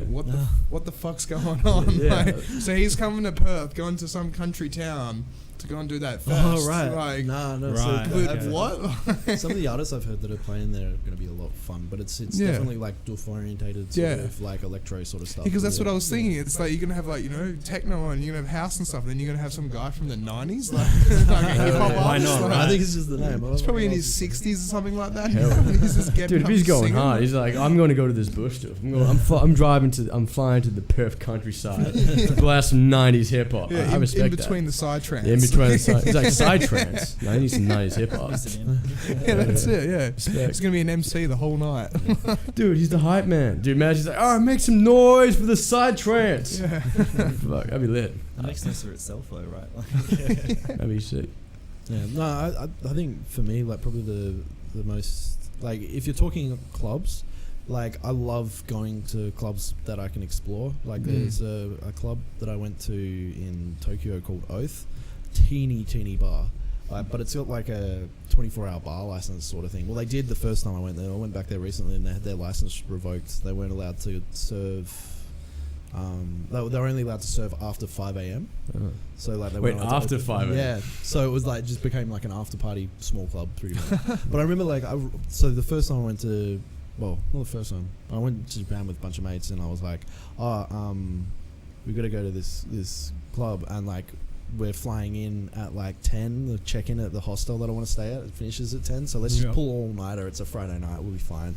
Like rocked up at this place, it's like 5, 6 in the morning, there's just this like old Japanese dude playing like old house tracks on vinyl, like awesome drinks, and you can see again, like there's a community of people that run that and live that. That's one thing that I really like about the Japanese people, and I've noticed about their like night scene and stuff like that. If you say you're good at something, you've got to be really freaking good at it. So like a lot of these people that are running these bars bars and stuff like that literally just live there. That's their life. Yeah. Like, they might not be getting like a full wage, like, you know, a massive wage, but they're there like Such a job Japanese becomes thing, their- 20 to hours a day. master Very whatever Japanese you're thing. doing. Yeah, Yeah. right. And that's what you feel about this place. Everything is so ornate. Like it's a teeny bar, but like I mean, one of the inspirations that I got there was they just had this like random like gold photocopier in the middle of the dance floor, and I mean like this whole club would be about 2 rooms this size, right? Whoa. So and it's like there's seats and tables and there's like a really low ceiling and like there's like a staircase in the middle of it and stuff, and then you've got a bar and the whole place is only like this size,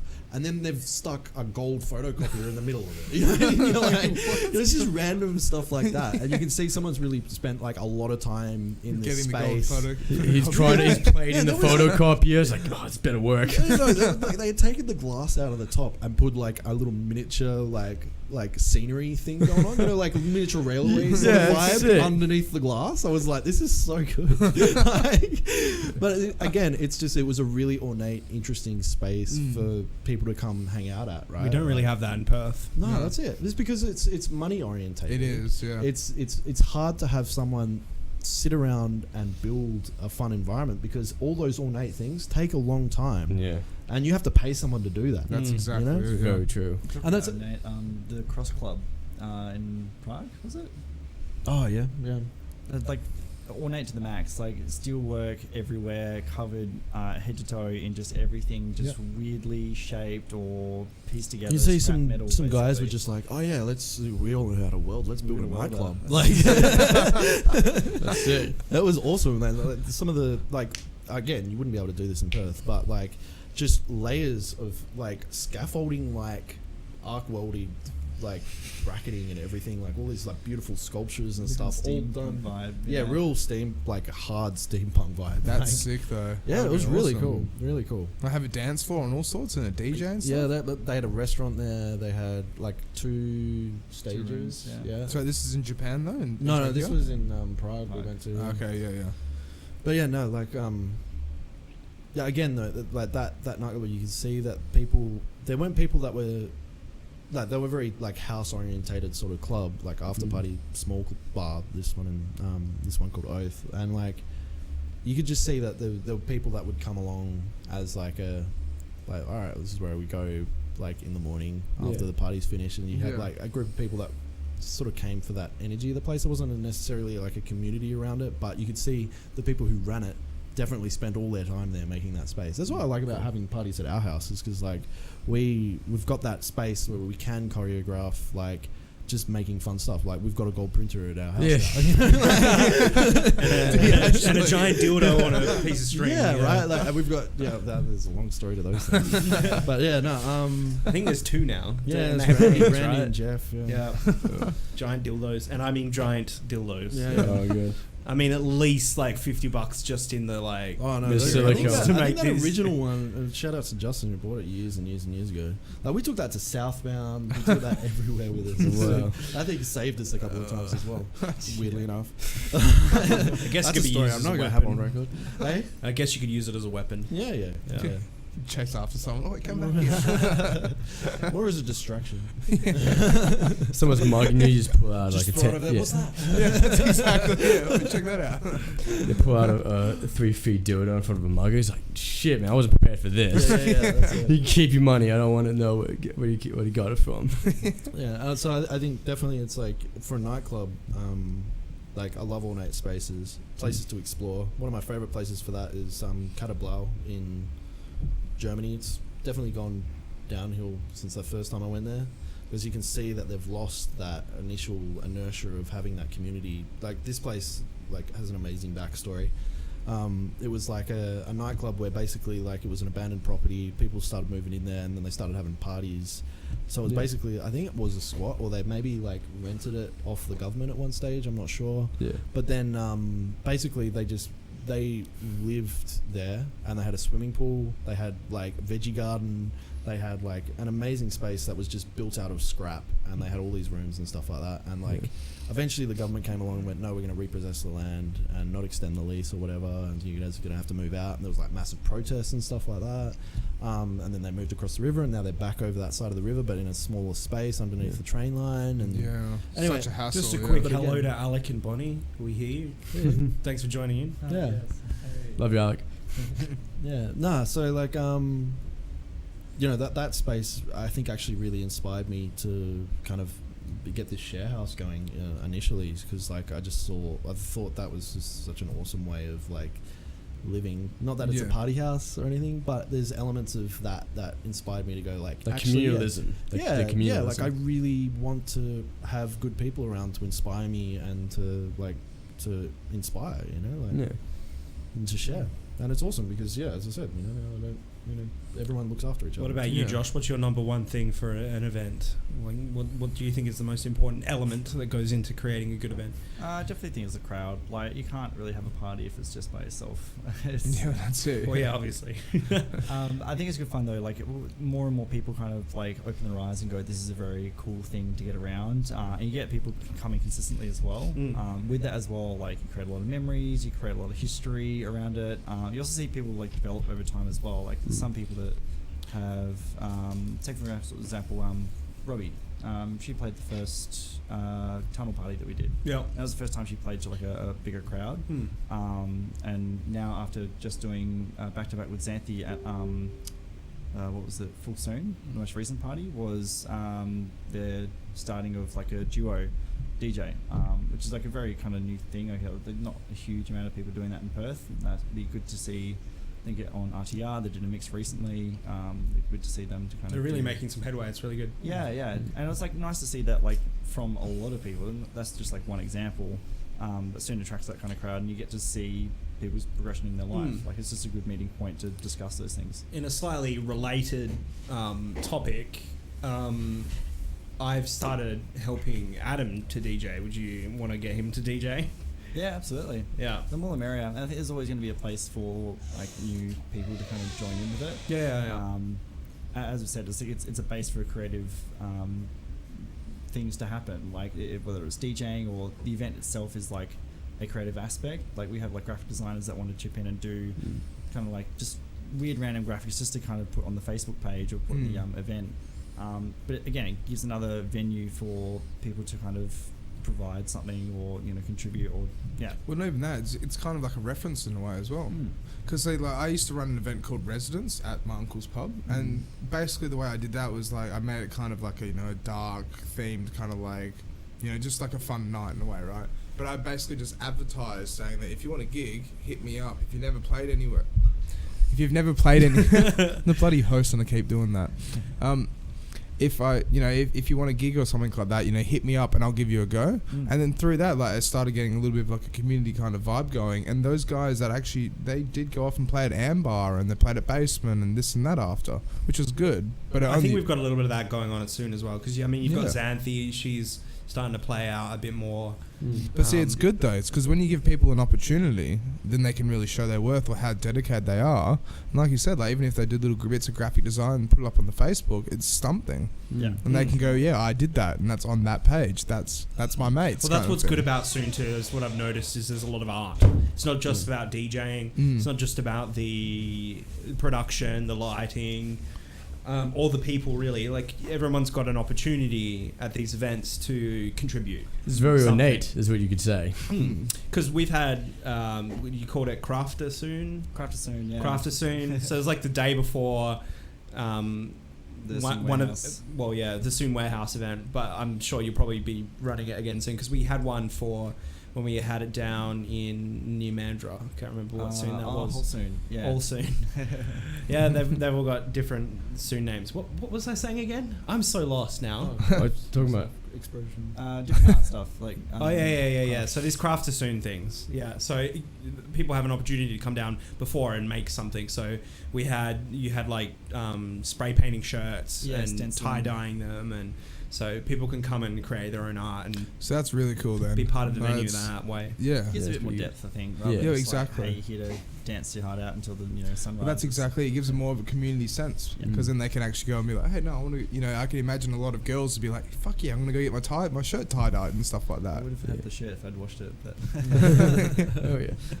But yeah, that's not bad at all. Yeah, it's fun. Sick, man. So we've got 20 minutes left. Should we start talking about the record label? Yes. Yeah, you Please can do. I might start with the bio. I mean, I don't have that much to say. But Do you want to? I'll pop it up onto the website, shall I? Yeah.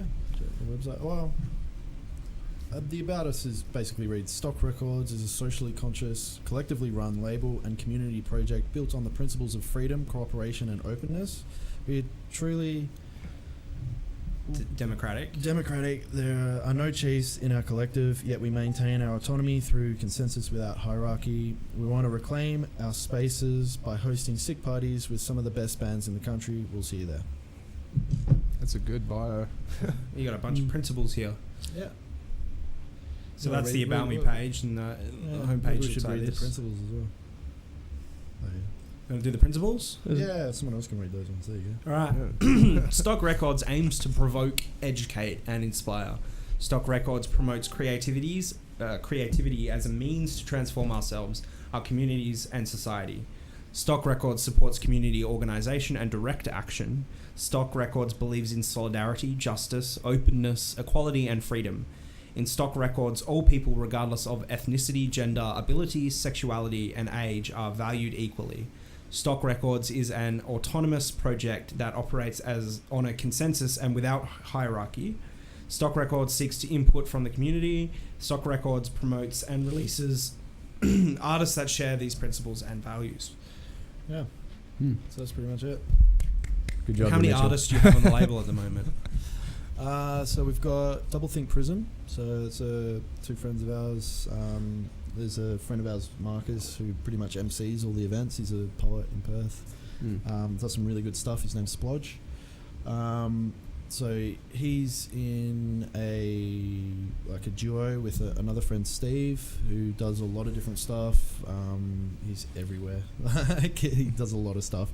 And so they're Double Think Prism. It's like, I think it's kind of like Death Grips, but Perth sort of vibe. This guy's a big fan of Death. And then we've got Last Quokka, and they're all over the place. They've been playing a lot recently. So you've got quite a few. Salary and Grunge Barbie as well. Yeah. So they all listed on the actual artist section? Yeah. Let's So you can have a look. Let's scroll through that. Nice. Yeah, little bios and stuff about them. How hard, what made you guys get into this? How hard was it setting up and getting your foot through the door and everything? Well, it's not that hard to do. You just say you're a record label and say we're going to put some records. I just want to take a Come with moment. us, it's all good. We'll make you money. Trust I me. want to take a moment to point out Double Think Prism's bio. There's prism inside your pregnant mind. Actually, there's a really good video for that Stephen. If you go into their page, That's actually pretty cool, though. they did a really awesome video. If you play that, Okay, let's play the video. I think it was looks this one. great. Let's Yeah. open it on YouTube so we can. On the precipice. So that's Splodge.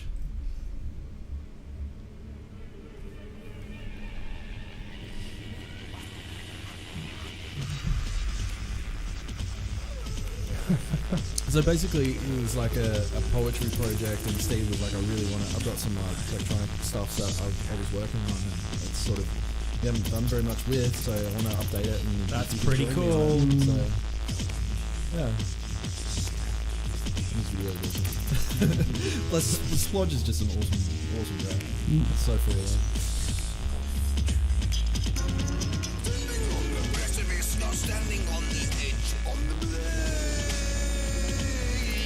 This is cool as shit.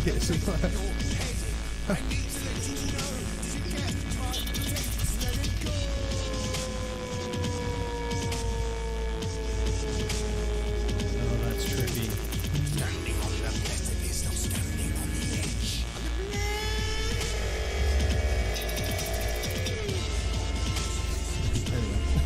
just all that. How long does it take We're to just go sitting for? here with our mouths open. Like, What the fuck? How long does this go for? it's a whole music video. It's 4 minutes. This would be fun on acid, I suppose. You would be pretty so intense. close. Yeah, you'd be like, what I'd is be going freaking out on? just a little bit. I don't think I want to go near jetties anymore. This guy's gonna come after me. He's gonna be in my dream tonight. That's pretty cool though. Yeah, so I mean, it's basically just a passion project. We definitely don't make it. It's fun. We've got to, and it also helps, obviously with like contacts and promotion and all that sort of stuff. I don't really get that involved with that side of things. I'm not hugely involved in the band scene, but yeah, no, it's good. But it's still like, this is a reference. Like if you go like, oh, this is my website. I made this website, and this is our record label kind of thing. That's really sick. Something. The way everything's embedded and the way it's put together, and it's nice. What was the inspiration for the logo here? Well, cousin's got a nice dog and he looks pretty. Yeah, just put him in there. Yeah. Inky little doggo. Very nice. No, it's because he's always running around at the art stores and stuff, so people sort of know him. Yeah. Hey, oh, we've had she has a some real comments. dog. Alec likes Double Think Prism. Oh, nice. He did the best. Yeah, of course he did, man. Look. Respect. Yeah, man. Hey, man. He's Well, the there goat. you go. There you go. Yeah, there you go, man. Hell yeah. We got references. So how long have you been doing that record label for then? So I think we all got together probably about a year and a half ago, 2 years ago. Yeah. Still early days. Yeah, it's really Alec wants to good know for if you can what contact Joel. it is. There you go, you got a fan. Oh, man. You might buy some vinyls through Stockrecords.org, please get him out of my freaking attic. That's it. Does the dog keep chewing them up too? No, he's not in the attic with him, but yeah. But we could arrange that if you wanted to. They'd make a good music video. Yeah, you can contact them. Just go through the website. Go to the website. There's a contact email there, is there not? Yeah, definitely. Yep. Admin at Stockrecords. Alec, they want you to contact them. Yeah. All right? And Tell then- them you know me. Once this video's over, I'll be putting a bunch of links and stuff in the description, so you can hit them up through whatever they give me. Yep. Yeah, I mean, keep an eye out for all those artists that will Sure. do a lot of good stuff around Perth. Easy. Yep. Easy. So you Easy. probably know where they're all playing, but I don't. Somewhere. Probably Mojo's. So Josh, soon, do you want to how much do you wish to disclose about the upcoming soon? Do you want to tease it a little bit? Yeah, I think as I said, we did one previously in the same space as Tunnel Vision. This one would be in the same spot. If you know the place, you'll be there. Very much if you want to come along, you're going to have to find someone that knows our crowd, just to kind of make sure we've got the right people coming along. But it's coming up in December, so we're coming close to wrapping it all up. Yeah. I was looking at some music today, being like, I'm going to play this, I'm going to play that. Yeah. It's so fun to see the DJs get very excited for Yeah, it. I haven't prepped a set in probably 2 years. Damn. Yeah. So definitely look forward to that one then. But just before we wrap everything up though, I really want to talk about the Bunnings one, because that just sounds so cool. Like the stuff that Mitch was showing me, like the visuals that he did for it and stuff like that, and the photos of people all dressed up. Well, I don't even think Josh and Ben have fully seen the visuals yet. They've only seen them live, and it wasn't that great because we had to sort out a bunch of stuff with the laptop not having power, therefore it runs out of batteries, but also the laptop isn't powerful enough really to run, because we had two displays, two projectors. That's the word I was looking for. So there's few of the kinks we need to sort out, so they haven't really seen the visuals We'll pull them up whilst we discuss it. Yeah. I Do you have mean, one day? Yeah, come I on, do. you gotta plug it. Plug it, Mitch. Hey, everyone, let's let Mitchell plug his material. Here we go. So what made you want to do the Bunnings one? Because it's such a good idea. It's just a cool theme, I think. Yeah, it's a sick theme. Yeah. Yeah. Rave. Yeah, there we go. That's the good. Yeah, that's And there's awesome. Bunnings. Yeah. That's So what I wait. mean. Imagine you go to a party or a rave and it's just that's in the background. Oh, Bunnings shit. warehouse. I think it's important to just have fun with it as well. Yeah, I can imagine everyone dressed up would be such a good vibe. There's so many scenes that just take themselves so seriously. Yeah. Yeah. I understand it because it's coming from a place of you want a visual representation of your the people that you align with, right? Yeah. And that's where like a lot of the scenes all stem from. I Yeah. guess, you know, like, but it's I think it's fun, sort of like from my perspective anyway. Like, why I enjoy it is because it is kind of just having fun with that as well. You know, it's like we're just a bunch of people having fun. Like, That's exactly it. taking Yeah. ourselves super seriously on this. Sort of Yeah, stuff. that's the biggest thing. Is they're not charging people entry or anything like that. Just being a Damn. free event. I can't get it to play on the monitor. Oh, really? This one's fun as well. Like we had a event guide and we made it into like a Yeah, I saw that. Yeah. catalog. Basically. Yeah, that was awesome. Like, do you have the photo for the catalog we could bring up?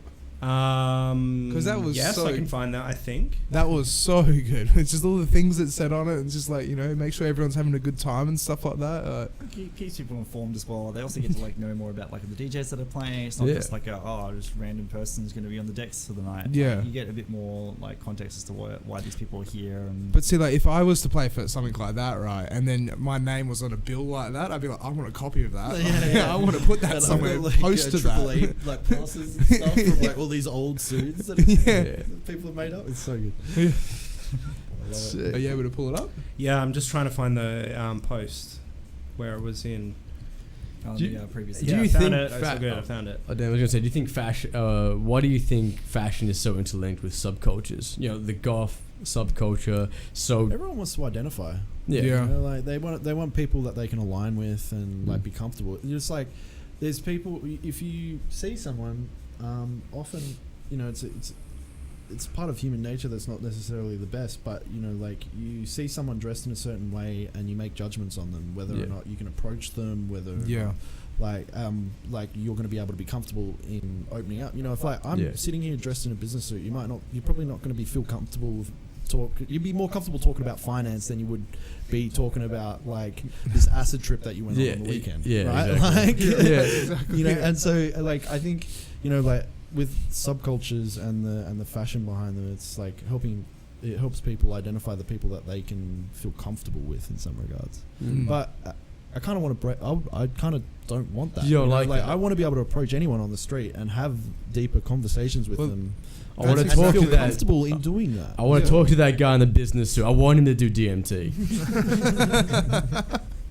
He's definitely going on a journey.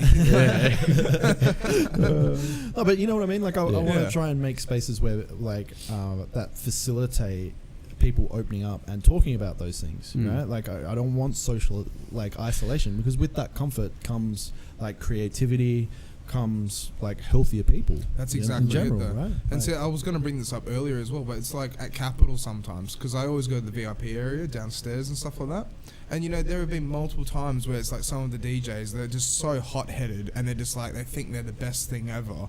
But you know, when I go down there, I just try and make sure everyone's having a good time. You know, if someone's sitting by themselves on the couch, usually there's like a wheelie chair down there, so I'll just scoot over and be like, what are you doing? Kind of thing. Yeah. Come join in. But then with that, when you get the hot-headed idiots that go down there, it's just like... shut it down straight away. Yeah, it's just like they're the buzzkill, basically. Yeah. Everyone else is having a good time, but they're like, nah, did you see my set? I'm the best, you know, this and that. Like, oh, Rhythm's the best thing that came out of Perth. And it's like, god damn it, go back to wherever you can. I've got the event guide up now if you want to. Yeah, Go let's through look at it. this. This is so funny. This is awesome. So do you want to explain it as we go, Josh? Yeah, please. What is the event guide? What is it used for? Have Why do you create it? It sets the tone, I think. Like really, yes, it's a fun piece of like material that we like print out, but like it gets people to read into. One hug or smile. Oops. Gets people to read into like what to do at this party or how to behave. Like I think like the purpose bit is definitely like a starting point that people go, yeah, okay, I kind of get this, like why this is happening. And the rest of it's just making sure that everyone is actually safe at the event. Like they know what to We do. dare you. And memes are great. So do you do these kind of things for almost all the events, like a gig guide kind of thing? Pretty much all of them now. Yeah. Yeah. It'd be worth doing though, definitely, and it'd be a lot of fun doing it. Prepping stuff like this. See, why don't you print this out as a D&B poster? and Psytrance, probably the hardest combo that I've ever mixed. What about D&D inside trance? Yeah, we can do that. Yeah, Dungeons and Dragons and Psytrance. It's just like it's just complete silence. And Roll that's the dice. an image of me, just by the way. I think Josh drew that. Very nice. Oh yeah. You should make that your DJ profile picture. Yeah, mine's not much. Yeah, I don't want to get copyright strike. Instead so. of Mitch, it's just MUTCH, Mutch. I remember Major. Shout out to Major for organising some of the bigger parties that we've got at our place. Like, he does a lot of work prepping like decorations and organising people to help prep and stuff, which is awesome. It really is such a big thing, though. Yeah, Because like, if people don't feel comfortable in the venue they're in or wherever they are, it's like when they're But not. it also makes the space so much more interesting. Like, we put like Yeah. some mirrors up so there was like lasers flying around. In different That would've been directions, and that was sick. Yeah, that was a good idea, the And mirrors. then like the aliens in the yard with all the UV stuff. And, it was aliens and strippers for some reason. I don't know. But like the year before, we did a BDSM thing, and we did like a full video, which I'm not going to put it on here because like it was shared among friends. There's like compromising pictures of myself. No, but like it was so much fun. Just like and having that together to like hype the party to the event on the event page was so much fun. Like, and I'll always have that in my photos. You know, just I look back on it occasionally. I'm just like, this was just so crazy. Like there's pictures of people in bags like tied up against walls with blood all over them. Like, people slapping each other on the ass. Like, Well, we've got Major video on running here around soon, in a gimp suit. Major was running around in this video in a gimp suit. But that's what's so good though, is because they're all memories basically. Yeah, that's it. Sorry, didn't mean to do that. Like It's with alright. all of that, it's like you We'll can forgive look you. back down. Yeah, It's like for 10 sure. years ago, like we used to run this fucking rave. Yeah. Why does Facebook autoplay everything? Yeah. That's sick. And you know, I mean, that's part of that community as well. It's like we can all reminisce on those things Yeah. that we've had in the past and look back on those things. It's a lot of fun, eh? It's just bringing people together. That's the biggest thing about it. It's because, like, you know, if someone meets their missus there and then, you know, marrying them, it's like, well, I met them at my mate's place and it's this Yeah. awesome rave we For met sure. at, and it's like, We've met amazing people through these parties. Yeah. So this is one of the videos of the event. It's only 18 seconds long, but it gives you an idea of what the vibe's like. Yeah. Okay, cool. Beck's playing. Just give me a second here. Turn that off. So what was this one? Which one was this? What of This is Soon the Warehouse. Soon Warehouse. The Warehouse, One. yeah. Okay, give me a second. I just have to put a new thing in here. And this is the one where you sound dead in the whole thing, right? Or was that a different one? Like where you sound dead in? Oh, that might have been for the That's your house. You sound No, that's that. Yeah, that was the house. Yeah. So like where There we our go. house is, it's like tucked sort of on top of a hill, but down, and there's bushes all around it. Ah, And, okay. like, I've insulated the back half because there's units behind us. Ah, yeah, yeah. Because of the location, the sound doesn't travel very far, and it only travels like because we're on the top of the hill. It doesn't travel in the surrounding sort of sides, you know. So Yeah, exactly, yeah. I think we've had the cops rock up twice, and I've probably held like 50, 60 odd parties there, and like parties that will go through till like lunchtime the next day, sort of No thing. shit. And we'll be playing at full volume, like not a problem. Like I'd bring up videos of the shed, but I can't. But Yeah. the shed is a great layout now, especially with.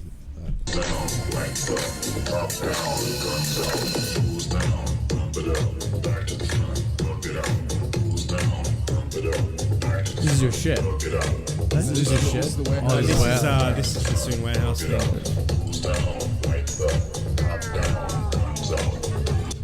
That's pretty cool. It's pretty cool. It's not bad at all. Yeah, it was good fun. How many hours do you put into prepping for that sort of event? Countless, but it's my hobby. Like I don't do much else other than run all this stuff, and like it's for a good time, right? I get as much out of it, like as much as people that attend come out of it. Yeah. Sick. Yeah.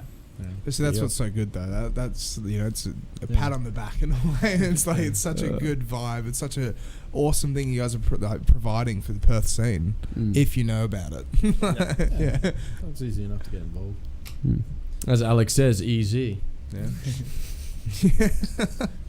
But that's like, you know, like what we were talking about before as well. Everything's about money in Perth, which really, Yeah. really sucks. All That's the it. I mean, venues that's and Like everything. the amount of people that have come, like, I've personally, like have come up to me after these sorts of events and been like, "This has really inspired me," because it's like you don't need us to do this. Yeah. You can just do this yourself. That's it. Like, Just take PA speakers and a yeah, long extension. it's cable not with King's hard, Park. guys. Like, yeah, right. Like, we probably put a little bit more effort into it, but that's just because we're stupid. Like, yeah, too much time on our hands. No, but I mean, really, like, I mean, yeah, you know, it does take money and time. But I mean, I've been running parties and messing around with this stuff, you know, since like my Since you were teens. 17. Yeah, Since you since were 17 my we got teens. kicked out of that bar.